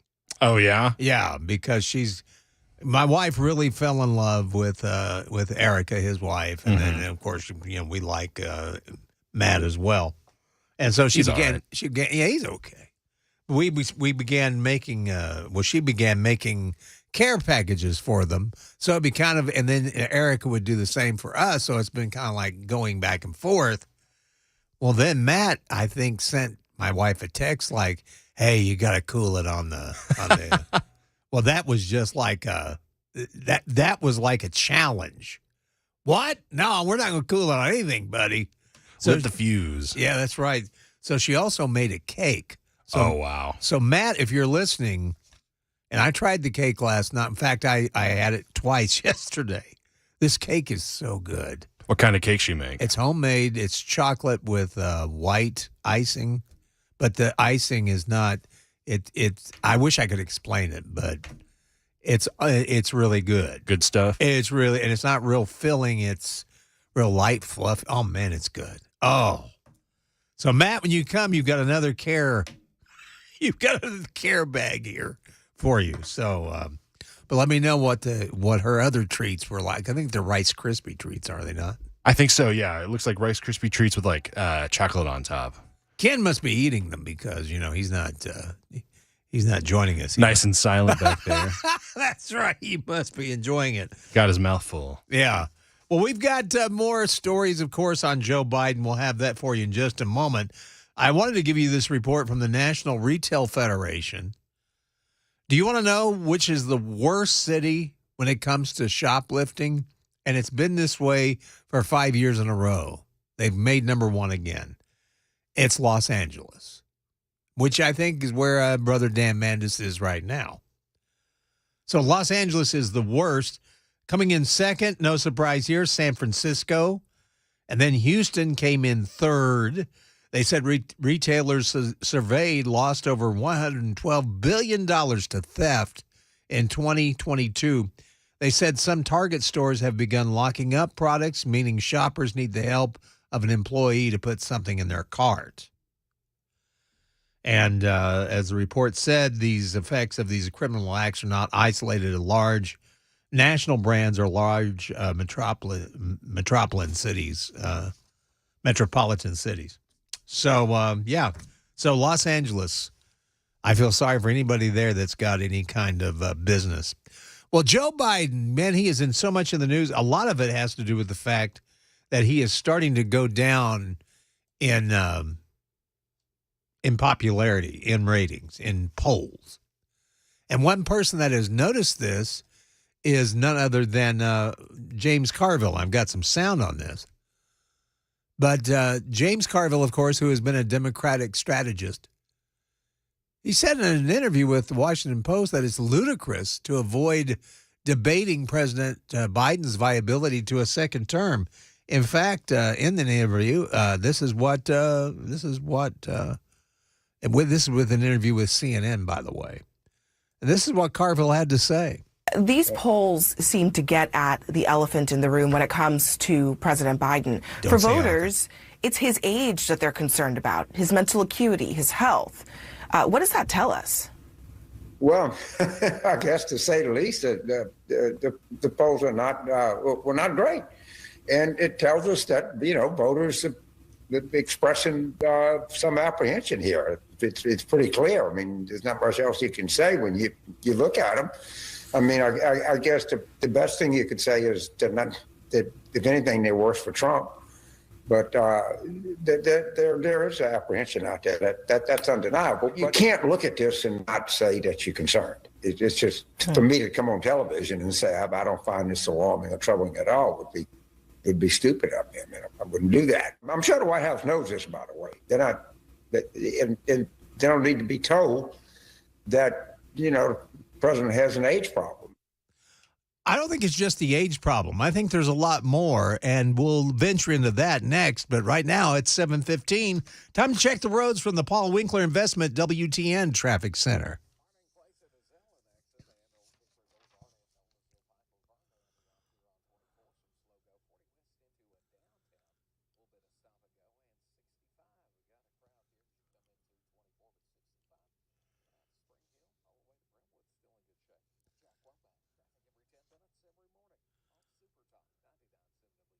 Thank you much, Jack. It looks like it's going to be cloudy today. Slight chance of rain.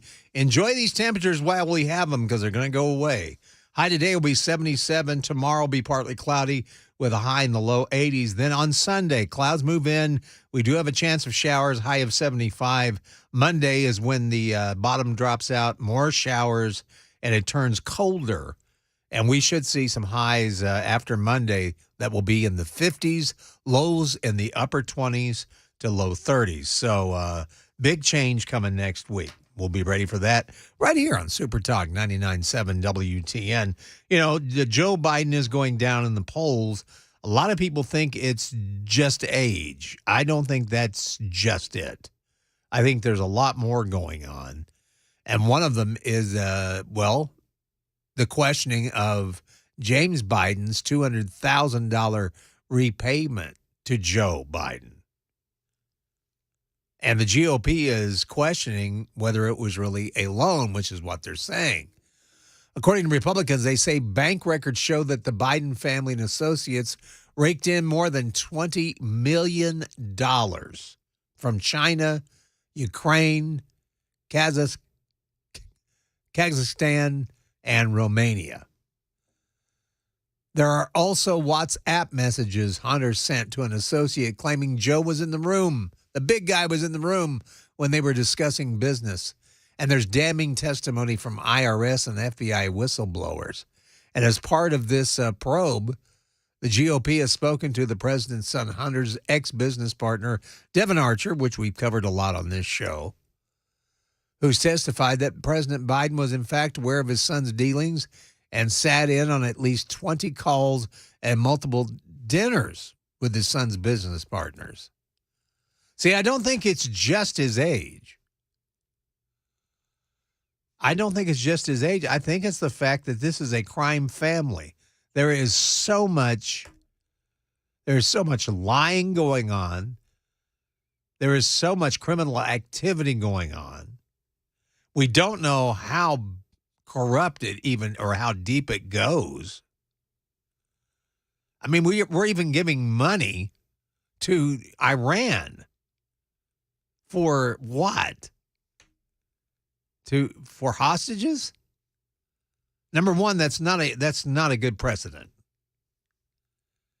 And that had never been our policy in this country until now.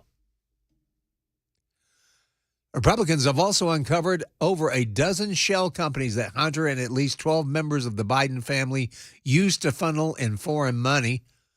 Joe Biden also used various private email addresses from which he sometimes would send, receive, and forward government correspondence, according to emails found on Hunter Biden's now infamous laptop. Let's trade places here. What if this were going on with Donald J. Trump and Don Jr. and Eric? Can you imagine what the press would be like right now? Look at how they are with some of these cases against Trump. My gosh. They can't get enough of it. But with the Biden crime family, you get little snippets here and there. But I think the more Joe screws up on the campaign trail, the more he freezes up. Yeah, for the Democrats, it is age. That's the sole reason they don't care for him. That's the sole reason that the Democrat voters don't want him. But everybody else, it's beyond age. It's the fact that Joe is twisted. It's the fact that Joe is someone you can't trust, obviously.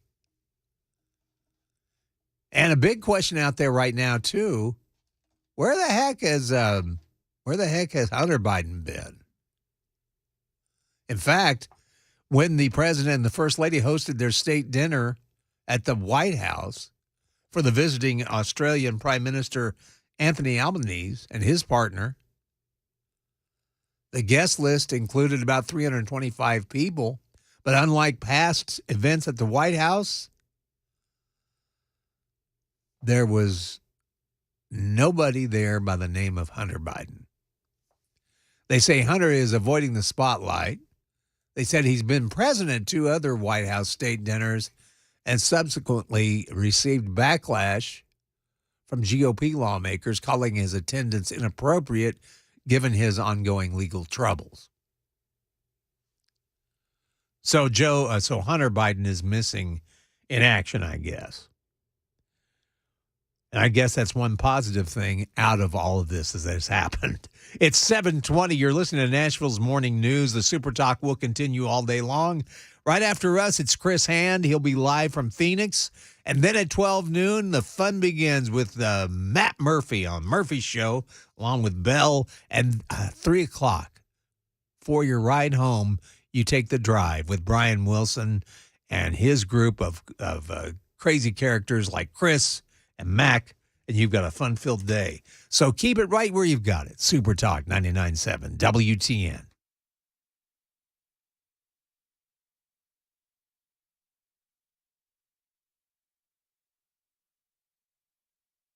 Hey everybody, Dan Mattis with Nashville's Morning News on WTN. I'm here at the Nashville Rescue Mission doing the interviews that I look forward to doing every single year.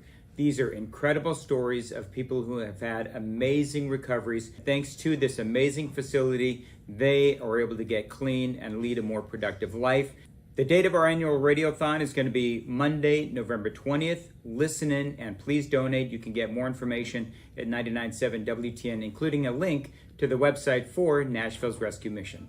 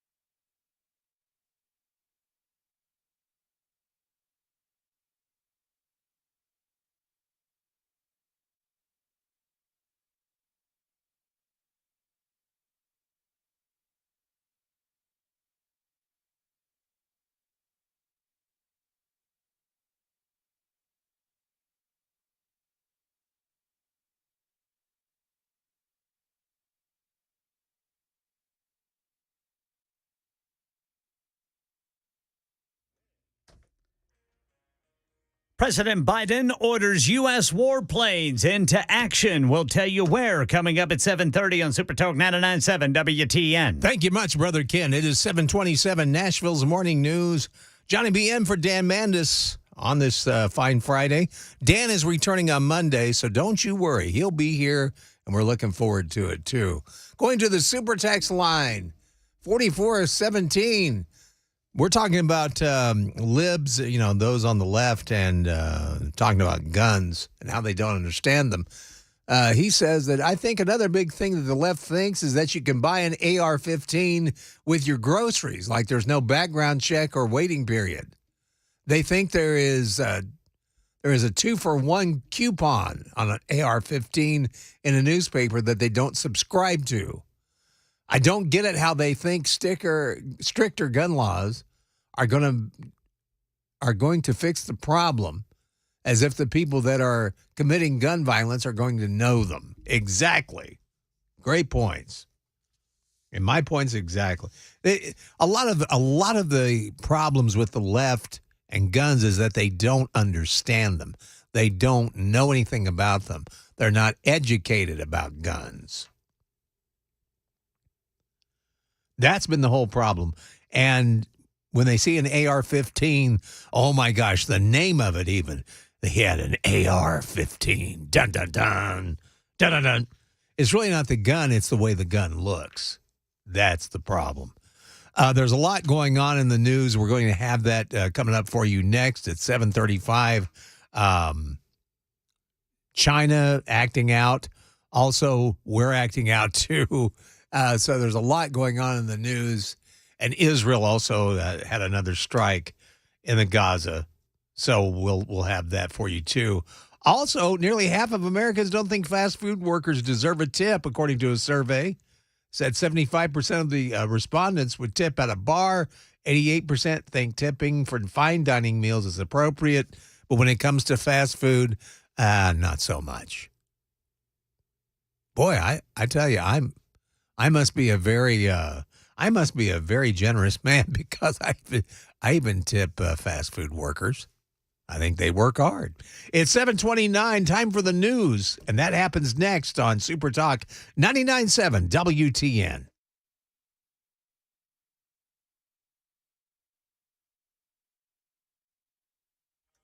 $7:30 on the dot. I'm Ken Weaver with your top stories. Another warm weekend before the cool down. Full forecast and traffic in 5 minutes. Israel-Hamas war update. U.S. warplanes were ordered to attack 2 Iranian targets in Syria overnight. The Biden administration says they did not notify Israel about it in advance, nor did they coordinate with Israel on these attacks. These bombings were in response to the dozens of militant attacks on American troops in Iraq and Syria. Meanwhile, Ines de la Cuetara reports on doubts over the death toll being reported by Hamas among Palestinians. Overnight, the Hamas-controlled Palestinian Health Ministry releasing 165 pages listing the names, ages, sex, and ID numbers of all 7,028 Palestinians killed since October 7th. The move appears to come in reaction to President Biden's comments that he has no confidence in the numbers the Palestinians are using for the death toll. Ines de la Cuetara, ABC News. Jerusalem. Now, the U.S. is asking the Israelis to pause before the ground invasion to allow the U.S. to get its forces in place, get a better handle on the hostage and humanitarian situation. And they want Israel to provide a clearer sense of its plan for what it wants to do in Gaza. Manhunt in Maine. Authorities say they found a suicide note when they searched the mass shooting suspect's home. They say it has some rantings, but does not indicate whether Robert Card is dead or a motive for what happened. Meanwhile, Rhiannon Alley has what we're learning about the victims. Bob Violet was one of 11 victims at the bowling alley. He was a coach for the Youth Bowling League. Trisha Aslin, a regular at the alley, was also killed. And Joseph Walker, a manager at Shemengi's Bar and Grill, was shot while trying to stop the suspect at the second shooting scene. Walker was one of 7 people killed at the bar. Many of those victims were part of a gathering for the deaf. And as for those calling for more gun control, Maine has a yellow flag law that establishes a process to take firearms away from a person during a mental health crisis. The process includes a police investigation, a doctor exam, and a judge's order, but does not allow relatives of a gun owner to directly ask a court to remove a gun during a mental health crisis. And right now in Tennessee, a lawsuit filed in Florida claims Publix forced assistant managers in Tennessee and other states to work off the clock without pay. The plaintiffs claim they are owed money for hundreds of overtime hours. That's the latest news. Traffic and weather next. I'm Ken Weaver, WTN News.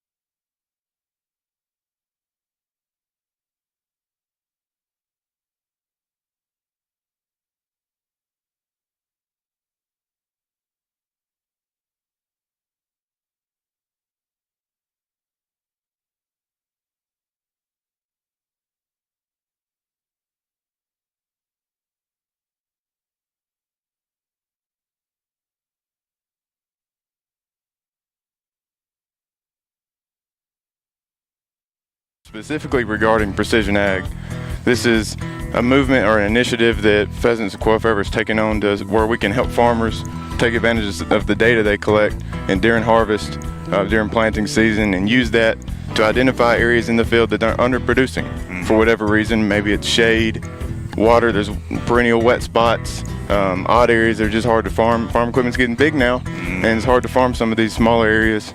And so these areas that the yield isn't high enough to exceed the input costs, we're losing money on those acres. So are there some alternate land use covers, wildlife covers that we can use and put on the ground that benefit wildlife but also benefit the bottom line? There's a lot of opportunities, a lot of conservation programs and conservation practices out there that can benefit the land, and they require management. And so some people might be familiar with the Conservation Reserve Program, or CRP.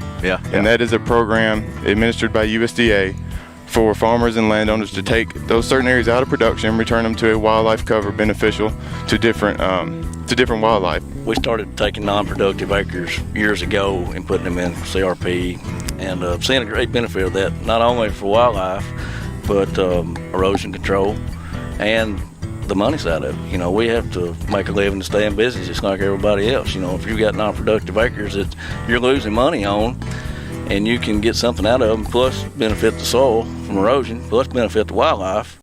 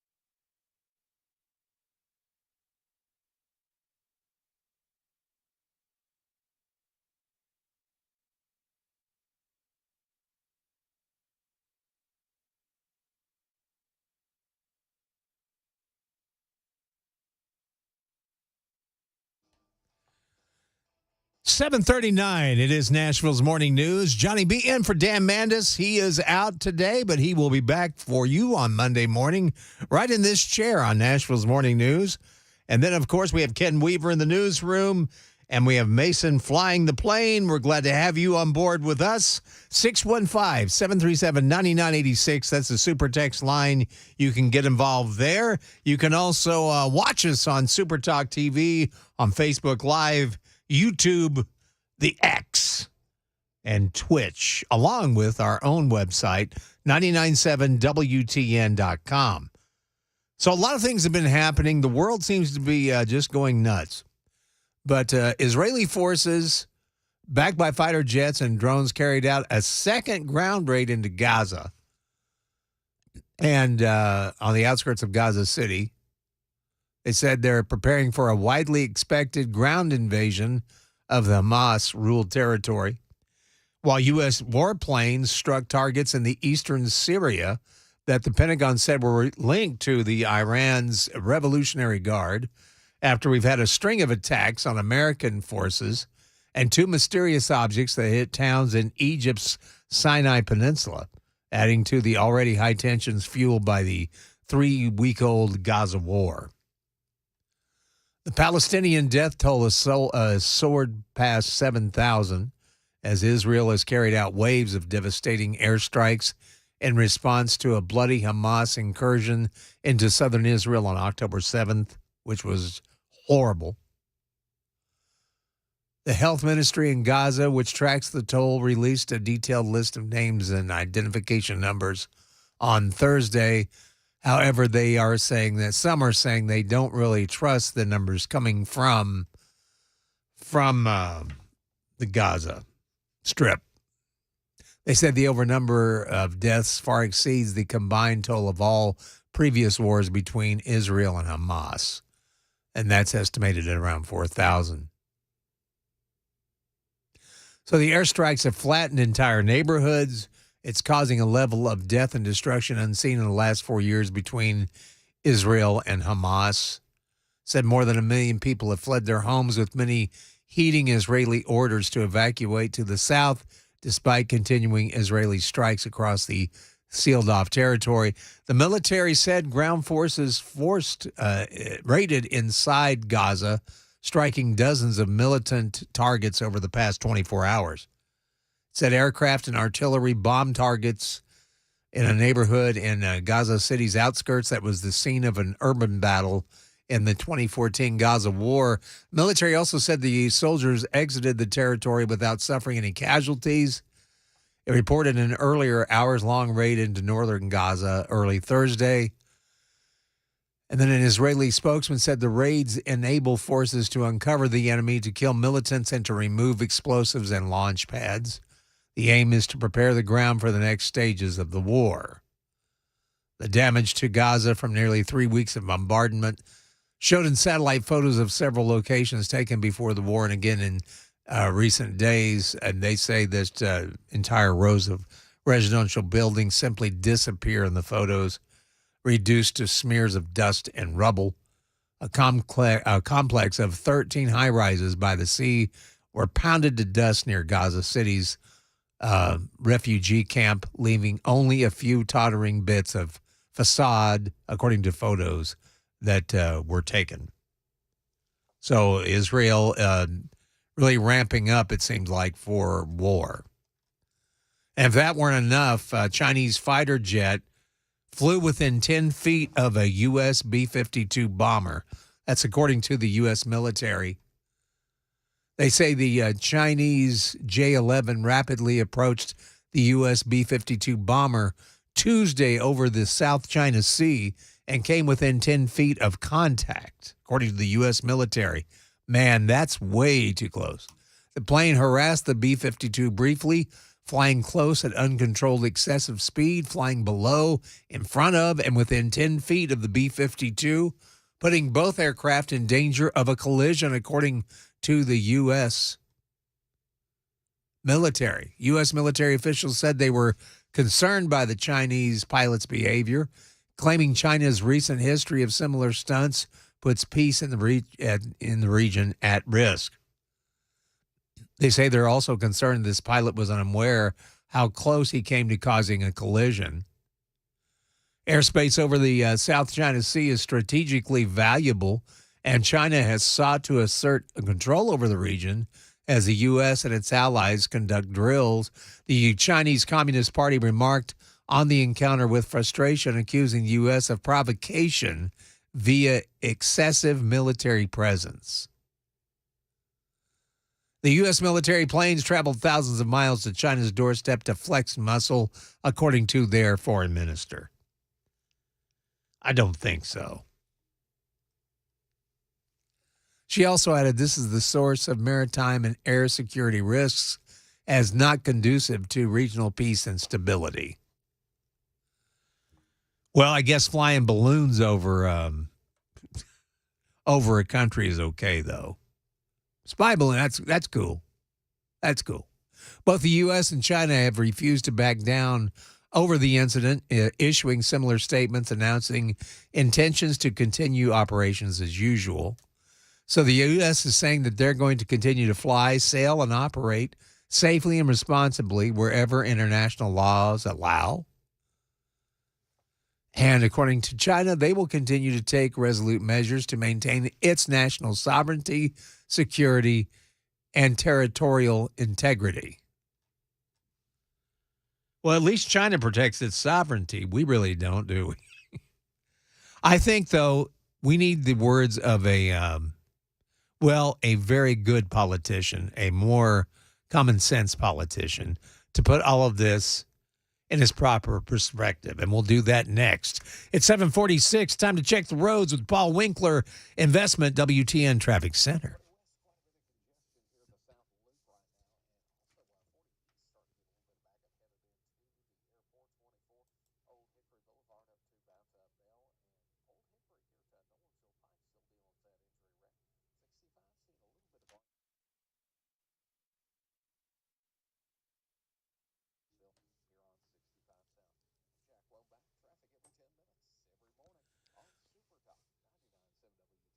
Thank you a lot, Jack. It looks like we've got, some changes coming weather-wise.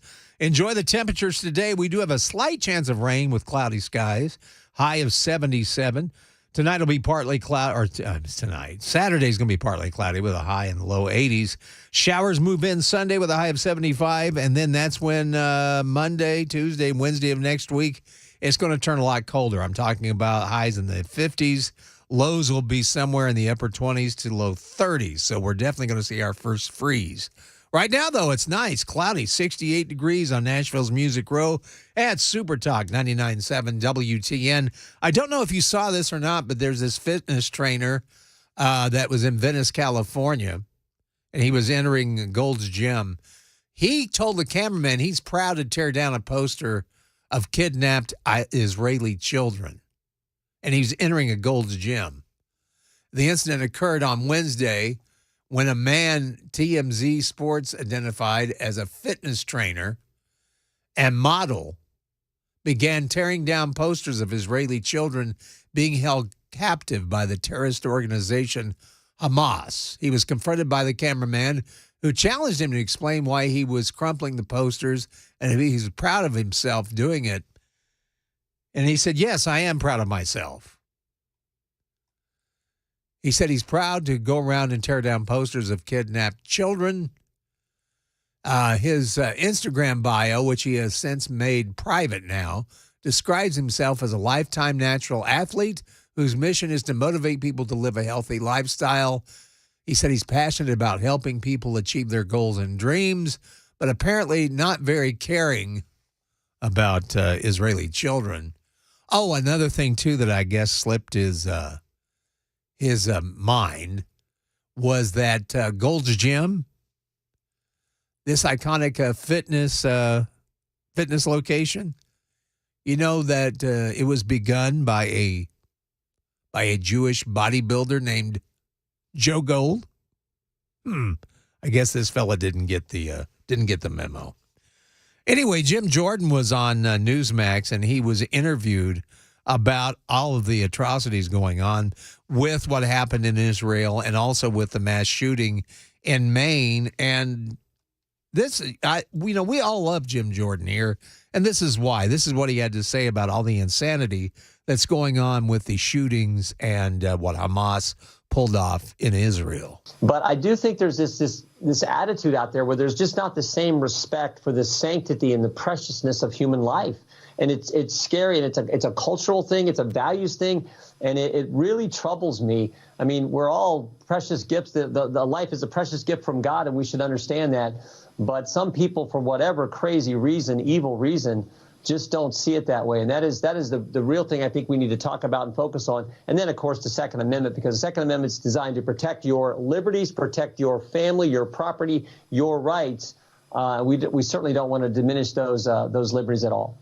Boy, it's good to hear somebody talk some common sense.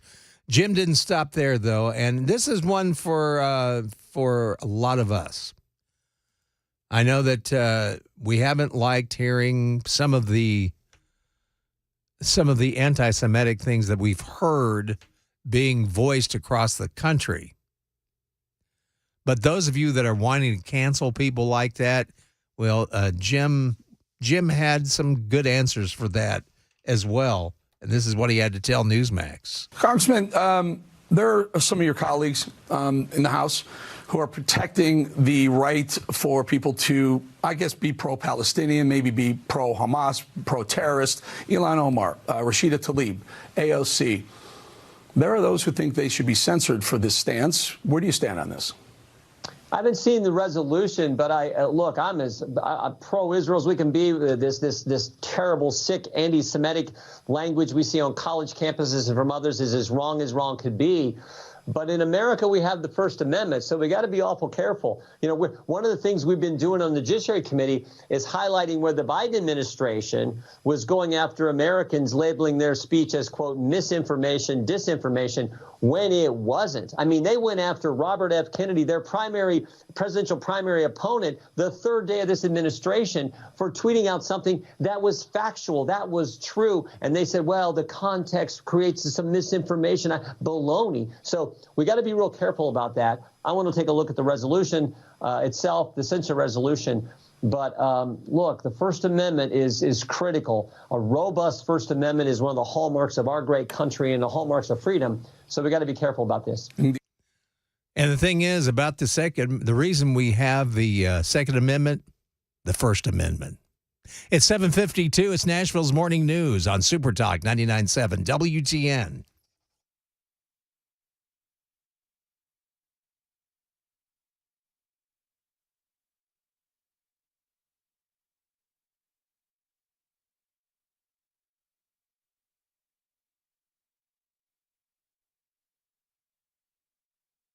Hey folks, I'm Paul Winkler. One of the biggest decisions people have to make in retirement is how to take Social Security. You'll get all kinds of workshops about that, and you'll see all kinds of things about that particular topic.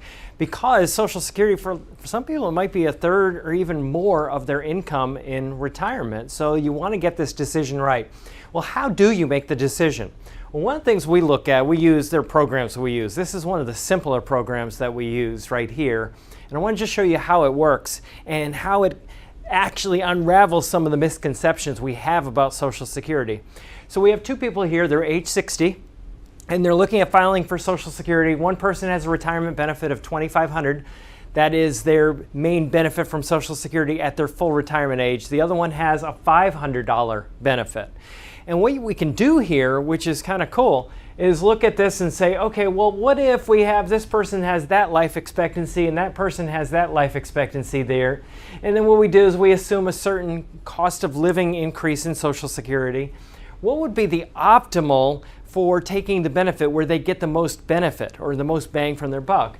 And where we see the star, that shows that we would have the best benefit. Now, this is one person filing at age 67, the other person at age 70. Well, a lot of people think, well, I retire, I have to take Social Security at the same time that I retire, and that's not necessarily the case. As you can see here, one may take it at one age and one may take it at another, even though they're the same age right now. Now, the other thing we can do is say, well, what if I took it early? What if I took it at this particular age right here, where one person's 65 and the other one's 65? You can actually see how much it could cost in benefits when we do this, we can see how much it might cost us and how much it might affect us negatively to do that. Now, the other thing we can do is we can play around the life expectancies, and we say, well, if this person lives to that age, now the cost is $187,000 in this particular example, taking it at that age right there. So you can see, based on your own life expectancy, and typically people will say, well, what did my parents live to, and come up with that type of data. So this is just part of the financial planning process that we use at Paul Winkler Inc. If you want to know more about what we do, you can get a free 15-minute phone call at our website, paulwinkler.com. We do financial planning, full financial planning. We do investing education and investing. We actually help people through those decisions, helping them set up their 401ks and those types of decisions, as well as risk management. But we don't get paid on commission. That's what makes us so different from other firms out there that do what we do. So if you want to find out more, go to paulwinkler.com.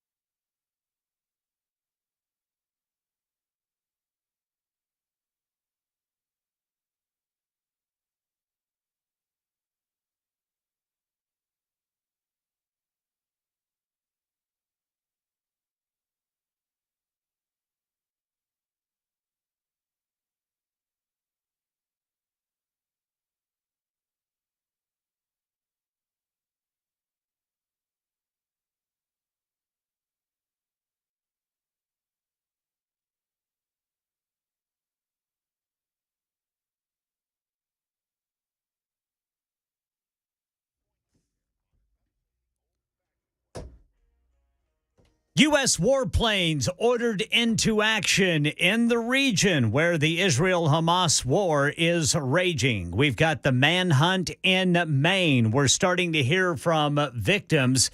We're also learning more about the suspect from his family. The Rutherford County School Board has passed 2 new school safety resolutions, and we've got another key economic report to tell you about. These stories and more at 8 on Super Talk 99.7 WTN. Thank you much, Ken. It is 7:57 on Super Talk 99.7 WTN. Nashville's Morning News. Dan Mandis making a return on Monday, on vacation today. We're glad to have you on board with us. Coming up next hour, you won't believe who's announced that they're going to be Xi Jinping's long-term stable and strong partner. Oh, Lord have mercy. The friendship, it's just gotten so warm and fuzzy. Oh, you won't believe who's behind Xi Jinping. Yes, I can actually. And you probably will too once I let you know who it is. Plus, we'll have the Gang of Four Amigos next hour as well. Lighten things up a little bit on this Friday. Hope you're having a great one. Keep it right here where you've got it. It's Super Talk 99.7 WTN.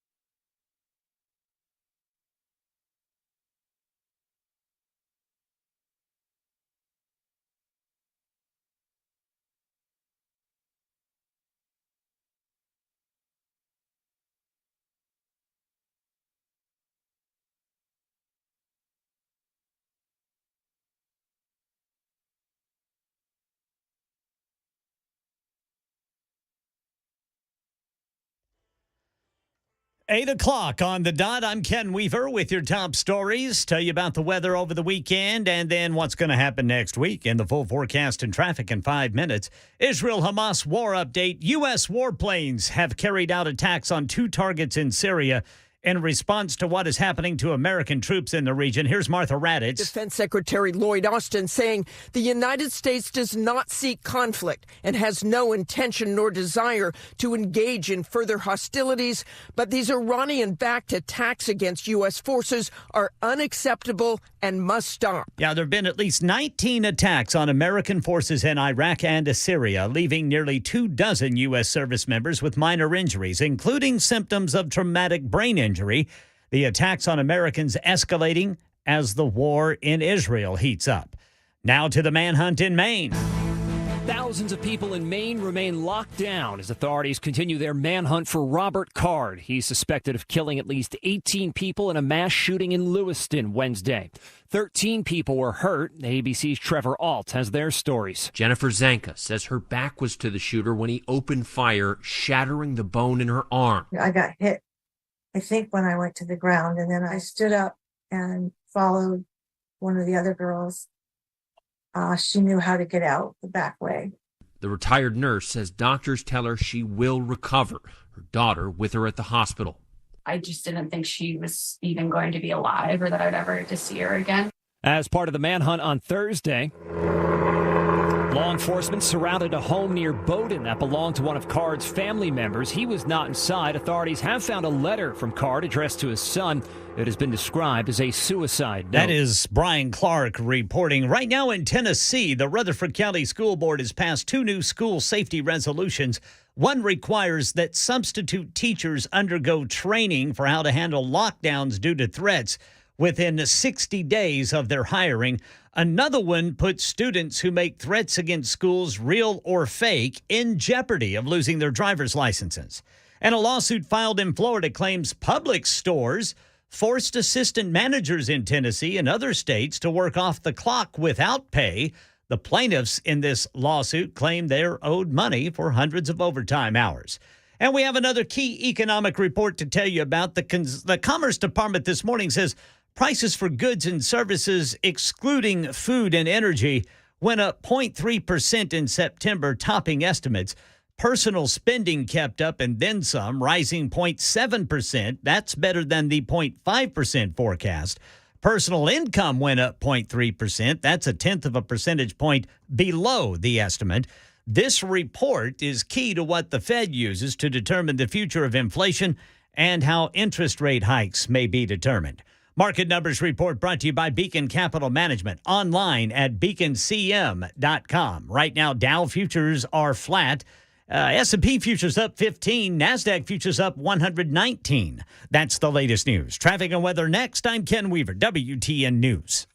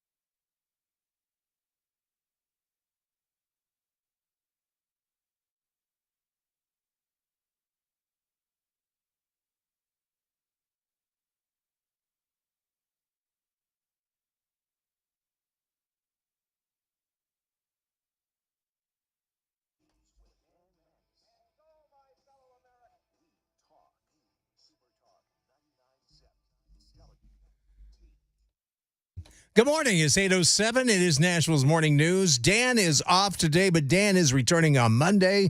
So you get more of the Mandis come Monday. But right now you've got Johnny B in for Dan along with Ken Weaver in the newsroom. Mason Fleming flying the ship at 8:07. 615-737-9986. That's the super text line. That way you can get involved. You can talk to us, tell us off, whatever you'd like to do. It's up to you, baby, whatever you want. Also, you can watch us on Super Talk TV, and you can do that by going to Facebook Live, YouTube, the X, Twitch, or you can go to our website, 997wtn.com, and you can watch us there. Why you'd want to? Hey, I don't understand it, but it's not up to me to understand. Whatever you'd like to do, if you'd like to see how I have a face for radio, hey, you feel free to do so. It's Friday. Thank goodness we've made it. And this is the big thing. With everything that's going on in the world, how crazy it is, this is what I'd like for you guys to do. This weekend, I want you all, myself included, to just have fun. Enjoy life. Life is too short to be all caught up in all the drama that the world is pressing down on us. It's time for us to have some fun. This week has been tough. Last week was tough. The week before was tough. So it gives us, we have earned it. We have earned the right to have some fun this weekend. So that's my directive to you is try to tune out a little bit. Try to enjoy what the earth does offer you and have some fun. And we'll have some fun right now because, President Biden did it again. Yeah, he screwed up a quote. He made a mistake while attempting to quote Neil Armstrong's famous line during the moon landing. And this is quite funny, actually. But anyway, Biden gets up to speak, and, he tries to do his best Neil Armstrong. Nearly 55 years ago, American astronauts took humanity's first step on the moon. They sent a message forever etched in history. Quote, "That's one small step for man and one giant step for mankind." Good try, Joe. Good try. The actual quote, one small step for man, one giant leap for mankind. Of course, I guess at this point in his life, Joe isn't doing much leaping. Doing a lot of sleeping, but no leaping. But anyway, he had another Biden moment there. Thought you'd like to hear that. Also, if you've not seen this newly released footage of Representative Jamal Bowman, the Democrat from New York that pulled the fire alarm in September, he claimed that he was trying to hurry to get out to vote. Well, the video, they've released this video, and it shows him. I mean, he's on camera throwing emergency warning signs to the ground before pulling the office building fire alarm. The footage shows him fleeing the scene immediately after pulling the alarm without attempting to open the door. He earlier claimed he pulled the Cannon House office building alarm, thinking it would open the door, insisting he was trying to make a vote in the Capitol before it closed. I love when people lie. Anyway, however, Republicans have alleged Bowman instead intended to shut down the Capitol and delay the vote, which would give Senate negotiators more time to construct a government spending bill that was more palatable to the Democrats. According to Bowman, this is what he said at the time. He said, "I don't know why this has gotten so much attention. I was literally just in a rush to go vote, man. That's all it was. I was just in a hurry. Pulled the alarm by mistake. I guess I could have sat there and waited till somebody showed up and I could have explained it to him, but no, I ran."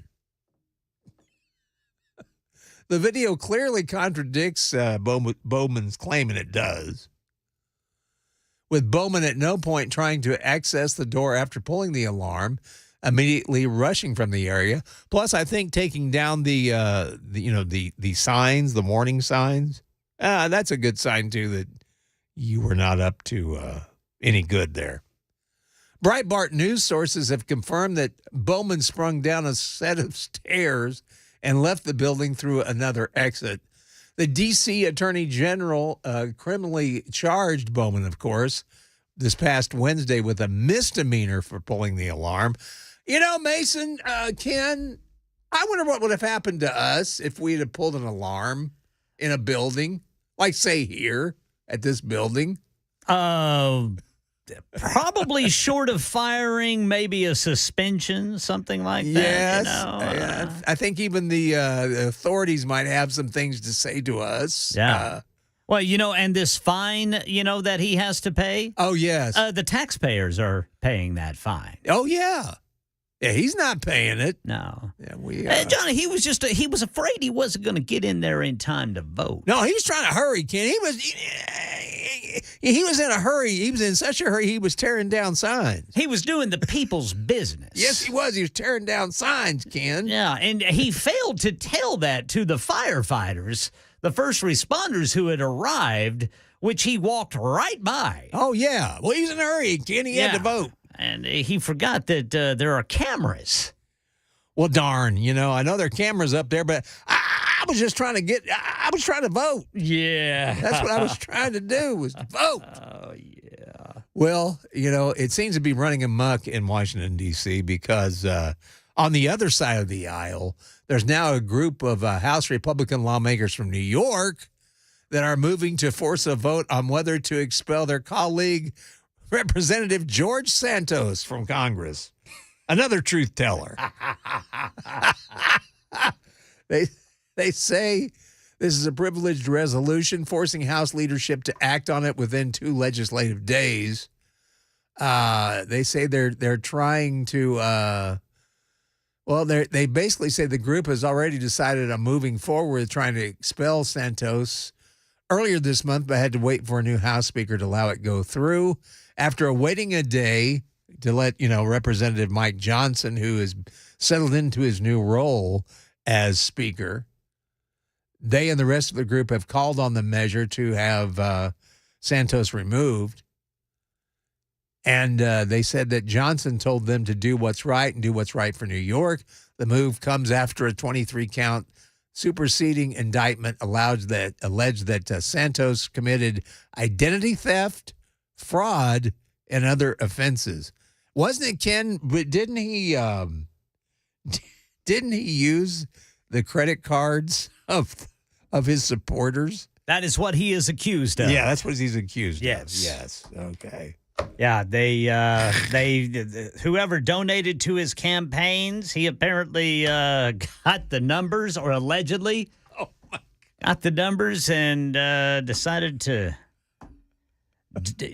use them. Yeah, according to authorities. Well, I need some new clothing. Well, I love people that. When I say I love people that lie, I really don't. But I get a kick out of people that lie that are bad at it. I was in a small radio station. I was the program director. You were the PD. I was the PD, baby. That shows you how much trouble they were in. But anyway, there was a guy that came by, wanted work, and he looked a lot like Mason a little bit. A little bit shorter, though. Yeah. But he came in, man, he was all dressed up. Young guy. Way too young for what his resume said. Had a shirt and tie all buttoned up. Yeah, he had a shirt and tie on. It was a little, you could tell he never wore them much. Right. Because you always tell those folks. They look very uncomfortable. Yeah, well, they look uncomfortable. It doesn't look quite as starched. And right. So anyway, he comes in for the job interview. Or still got the tag on it. Yeah. And this kid, he gives me his resume, and I look, and I said, you worked at MTV? He goes, oh, yeah, I helped start it. I said, oh, you did you? And I said, so what brought you to this small town in Tennessee from working at MTV. Yeah. Why would you want to be here? And then he got stumped. Well, MTV is looking to expand, sir, into some of the smaller markets. I used to work at MTV. And to some of the underserved communities of this great country. So that's why I love people like Bowman and Santos, because, gosh, you can tell they are lying through their teeth, and they think we can't tell. Right. That's what I really love. Well, the thing about Santos, he doesn't care. No, he does not care. He's which you can kind of you can kind of respect that in a weird way more than you can Bowman. Yes, because Bowman he's just a chicken. Well, yeah, he got caught. He got caught, and now he's trying now to. Now he's cowering out of it. Yes, he is, and like I said, if that had been one of us that had pulled that, we'd been in a lot more trouble than him. It's 8:18, running a little bit late here. Time to check the roads with the Paul Winkler Investment WTN Traffic Center.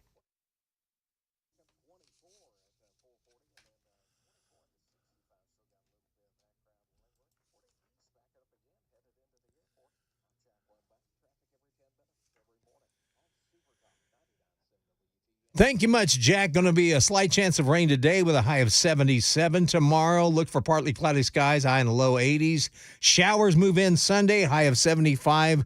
The early part of next week, a little bit of shower activity and turning colder with highs that'll be in the 50s and lows, upper 20s to low 30s. Well, I promised you all this story, and I'll give it to you. Chinese state media, man, they are flipping out because they have found a friend. Oh, man, they love this guy because he met with dictator Xi Jinping, and he said that China and he are going to be long-term, stable, and strong partners. That would be Governor Gavin Newsom of California. He said under his leadership, California is ready to become China's long-term, stable, and strong partner. Doesn't that make you feel good? The state-run Global Times lauded Newsom's meeting with Xi at the Great Hall of the People in Beijing as a milestone in improving U.S.-China relations, a sentiment that Newsom reportedly reciprocated. He said that no other bilateral relationship is more important than the one between the U.S. and China. The U.S.-China relationship is vital to the future of the U.S. and bears on the well-being of its people, probably because we owe them so much money. Newsom said he's willing to push California to strengthen exchanges with China and seek closer cooperation in fields such as, oh, here we go, climate change and new energy. California is willing to be China's long-term stable and strong partner, according to Newsom.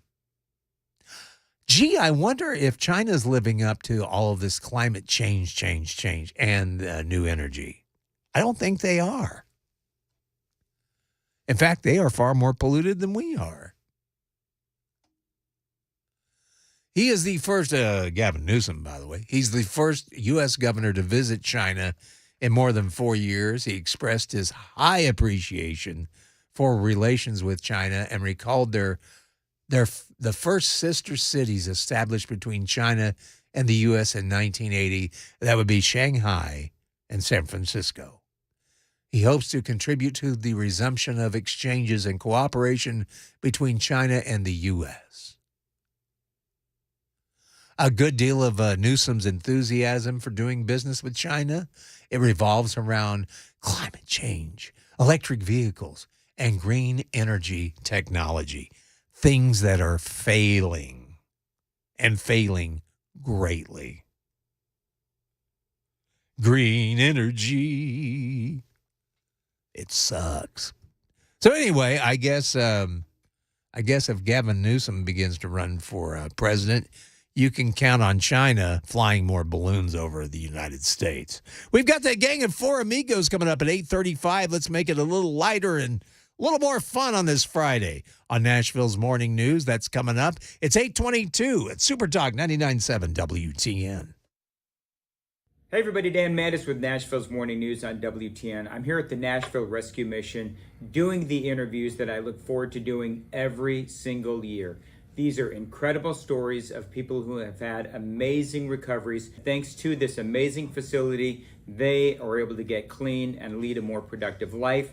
The date of our annual radiothon is going to be Monday, November 20th. Listen in and please donate. You can get more information at 99.7 WTN, including a link to the website for Nashville's Rescue Mission.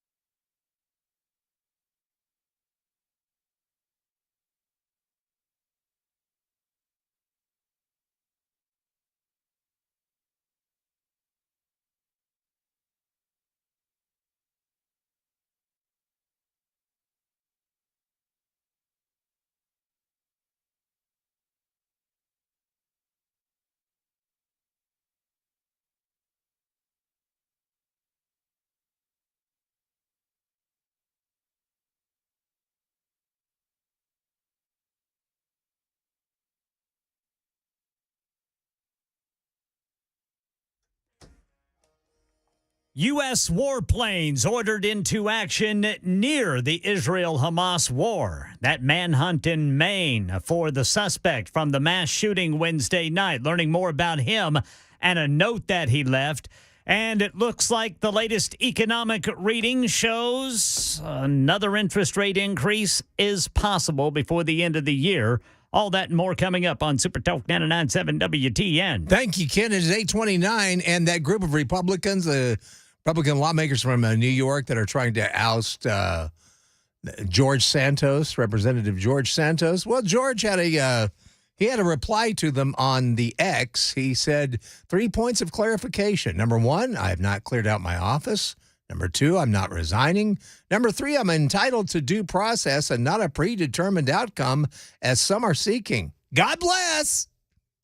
Typical. God bless? Yeah, that's how he ended it. God bless. How many exclamation points were on the end of that?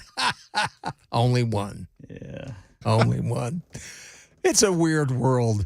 Anyway, we'll find out how more weird. We got the gang of amigos coming up.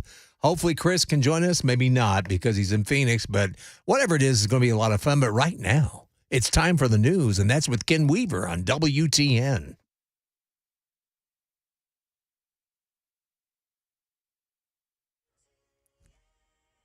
I'm Ken Weaver with your top stories. Full forecast and traffic in 5 minutes. Israel-Hamas war. U.S. airstrikes in Syria on facilities used by Iranian forces and their proxies. In the skies above Syria's border with Iraq, a pair of American F-16 fighter jets targeting two munitions facilities the Pentagon says were linked to a spate of recent rocket and drone attacks on U.S. forces in the region.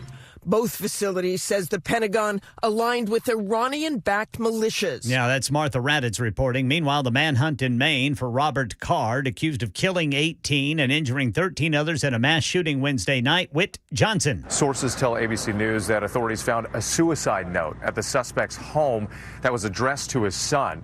Now, authorities say that it includes what they described as rantings, but does not reveal any specific motive for this devastating attack. And market numbers report. Market numbers brought to you by Beacon Capital Management, online at beaconcm.com. Another key economic reading, the Personal Consumption Expenditure Index, shows another interest rate increase is possible before the end of the year. Here's Jim Ryan. Stocks were poised for a partial turnaround from yesterday's losses. Before the opening bell, NASDAQ futures were 0.7% higher. S&P futures were up 0.3. Dow futures were slightly lower. The NASDAQ composite on Thursday gave up another 1.75%. It's down more than 12% from July's high. The S&P lost nearly 1.2% yesterday. The Dow gave up 250 points and landed at 32,784. Amazon reports its profits tripled to nearly $10 billion in the third quarter. Strong sales in cloud computing, advertising, and retail helped the tech giant to recover from post-pandemic lows. The company plans to hire 250,000 part-timers for the holidays. Some Apple smartwatches might be pulled after U.S. regulators found that the tech giant violated a rival company's patent involving a sensor that measures blood oxygen levels.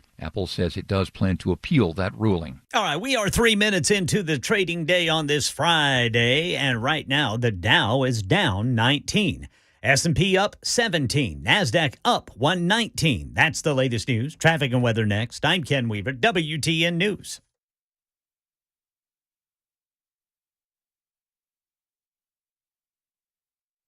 Specifically regarding precision ag, this is a movement or an initiative that Pheasants and Quail Feathers taken on where we can help farmers take advantage of the data they collect and during harvest, during planting season, and use that to identify areas in the field that are underproducing for whatever reason. Maybe it's shade, water, there's perennial wet spots, odd areas that are just hard to farm. Farm equipment's getting big now, and it's hard to farm some of these smaller areas. And so these areas that the yield isn't high enough to exceed the input costs, we're losing money on those acres. So Are there some alternate land use covers, wildlife covers that we can use and put on the ground that benefit wildlife but also benefit the bottom line? There's a lot of opportunities, a lot of conservation programs and conservation practices out there that can benefit the land, and they require management. And so some people might be familiar with the Conservation Reserve Program, or CRP. And that is a program administered by USDA for farmers and landowners to take those certain areas out of production and return them to a wildlife cover beneficial to different It's a different wildlife. We started taking non-productive acres years ago and putting them in CRP, and seeing a great benefit of that, not only for wildlife, but erosion control and the money side of it. You know, we have to make a living to stay in business just like everybody else. You know, if you've got non-productive acres that you're losing money on, and you can get something out of them, plus benefit the soil from erosion, plus benefit the wildlife.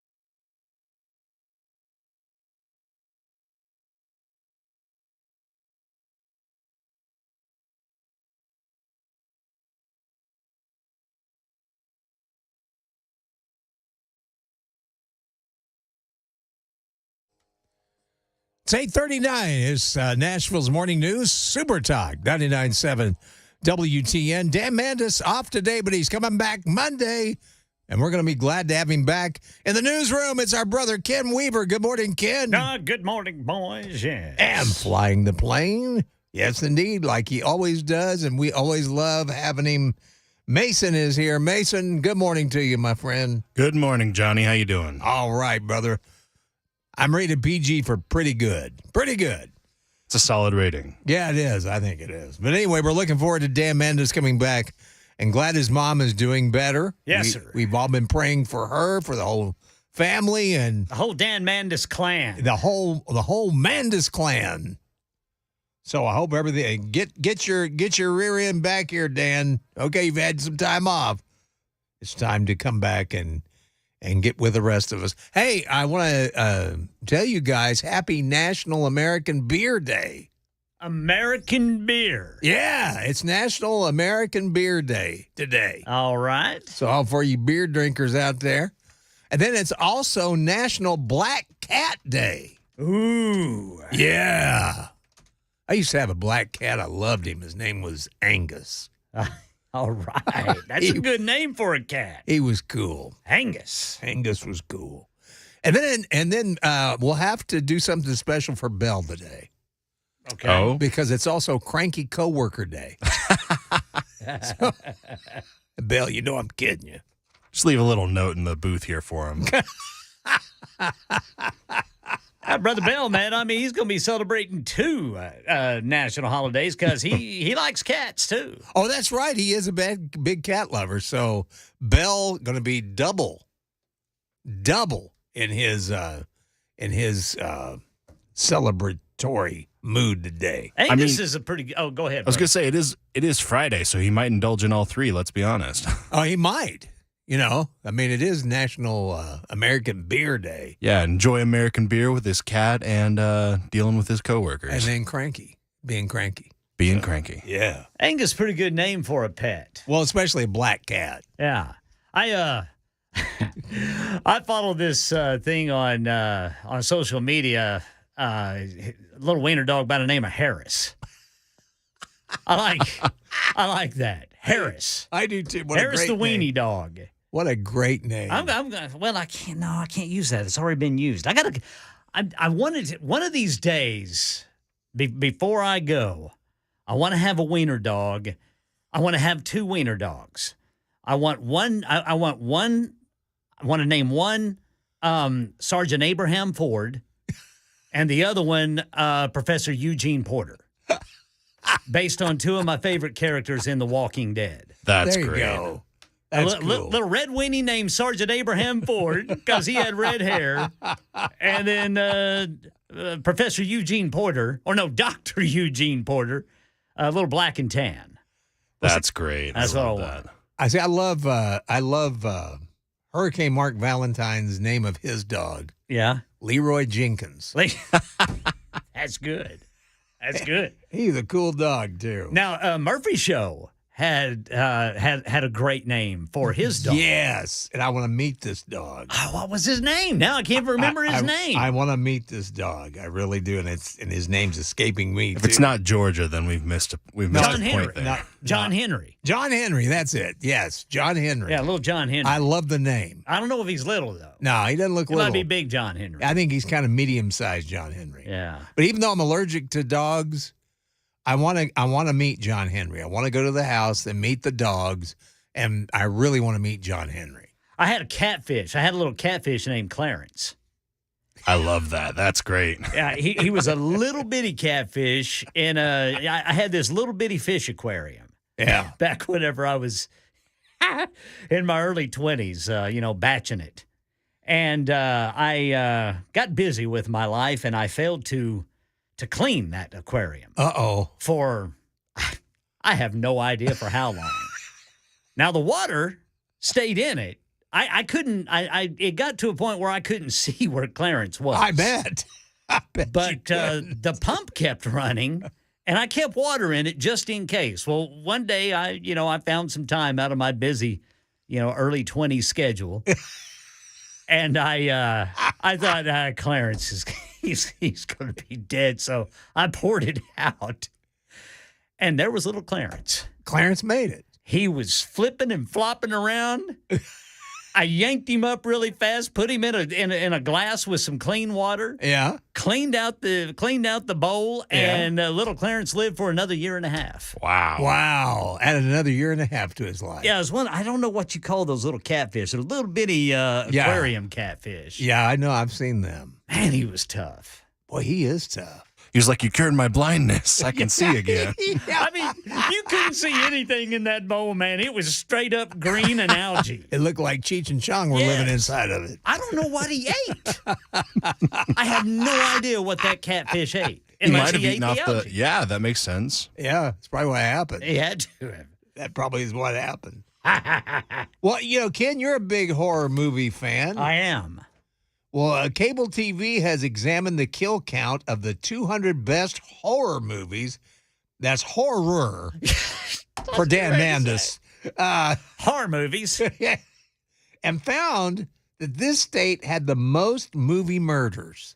Okay. Can you guess which one? Which state had the most movie murders? Yes. Okay. You mean states featured in the movies? Yes. Tennessee. No. My guess would be Texas. No. Yeah, there's Texas. It was a famous chainsaw massacre, I think, there. Yeah. No, that's Pennsylvania. Pennsylvania. I would never have thought that.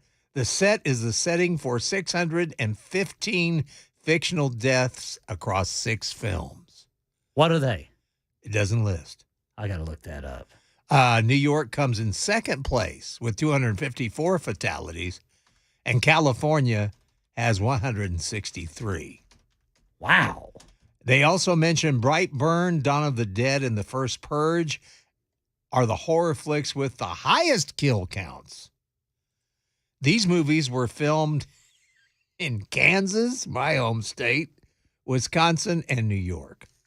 Well, I'll be. Interesting. Yeah, Pennsylvania, boy, it's famous for horror movies. Yes, it is. The Blob. Yes. 1958. Takes place in a small town in Pennsylvania. There you go.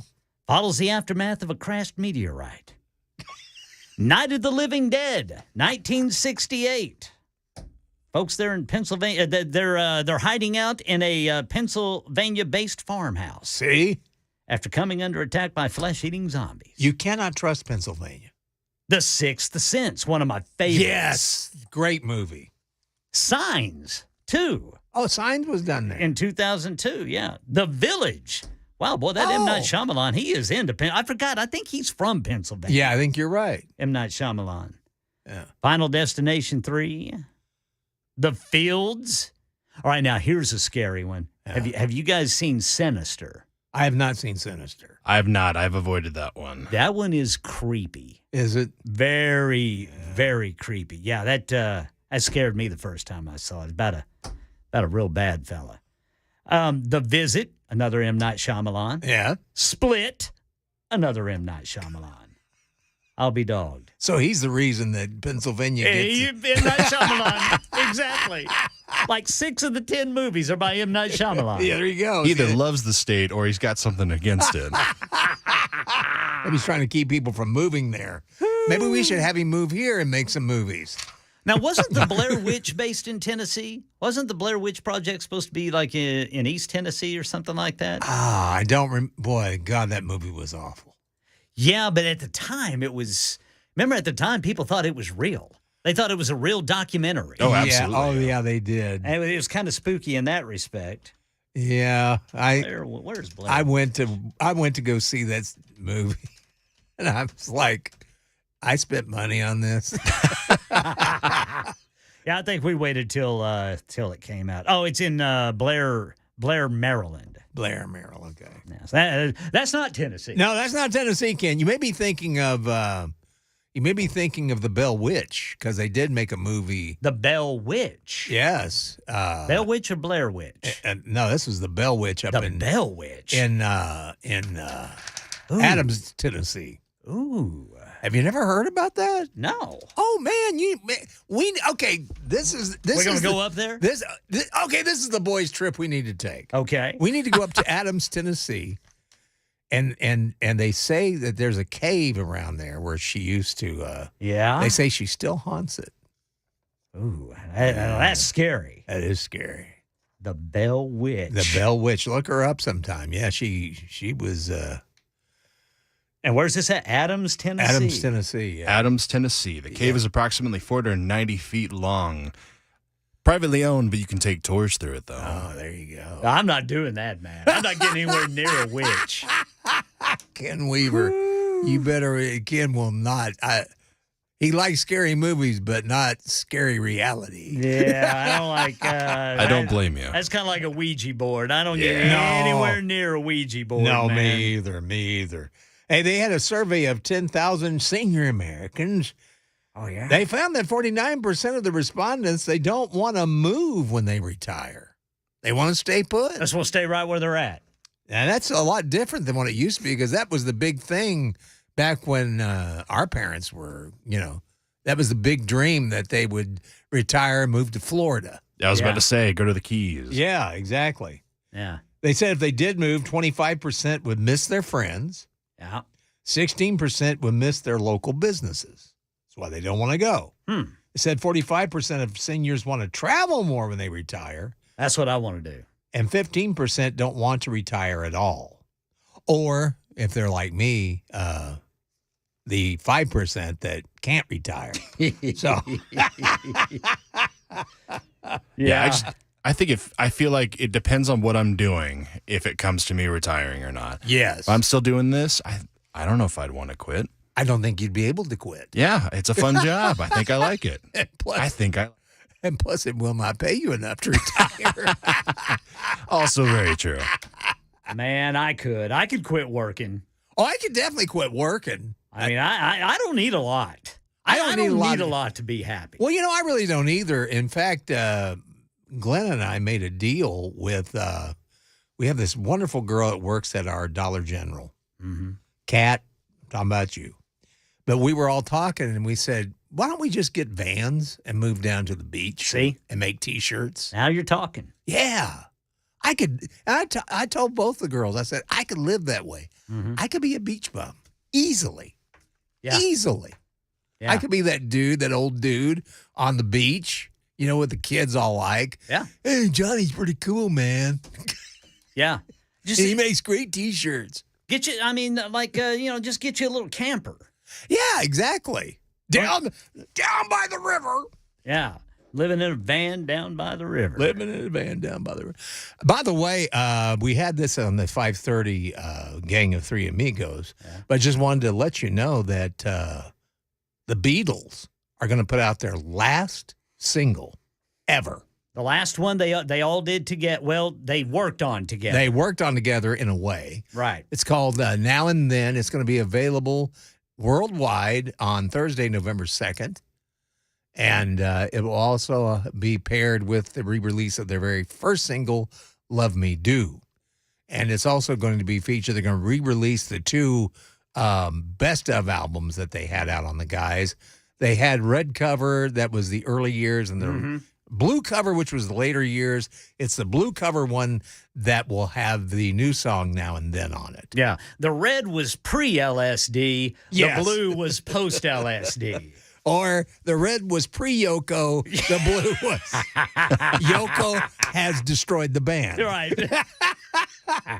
Well, Friday's going to be a fun day here on Super Talk. Yes. You've got Chris Hand, who we've missed this morning, but he's terribly busy in Phoenix, but he'll be broadcasting live from there in just a mere moments. At noon, you have Matt Murphy Show. Yes, sir. And today he's got one of my favorite people, and that's Jay Sinclair. All I right. love that guy. And so I look forward to Fridays with him. And, of course, Mac Morey and Bel K, who's celebrating a cranky Workers' Day.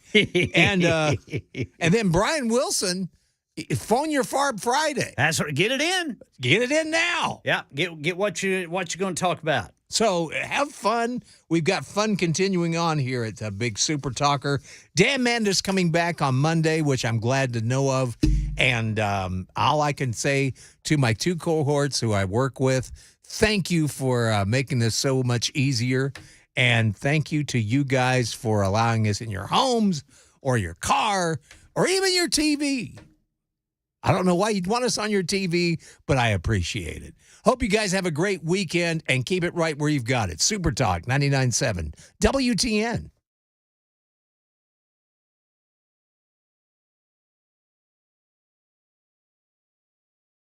Hey folks, I'm Paul Winkler. One of the biggest decisions people have to make in retirement is how to take Social Security. You'll get all kinds of workshops about that, and you'll see all kinds of things about that particular topic. Because Social Security, for some people, it might be a third or even more of their income in retirement. So you want to get this decision right. Well, how do you make the decision? Well, one of the things we look at, there are programs we use. This is one of the simpler programs that we use right here.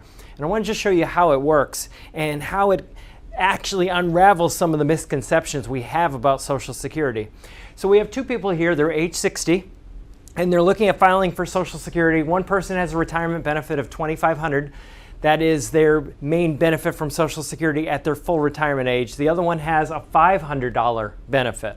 And what we can do here, which is kind of cool, is look at this and say, okay, well, what if we have this person has that life expectancy and that person has that life expectancy there?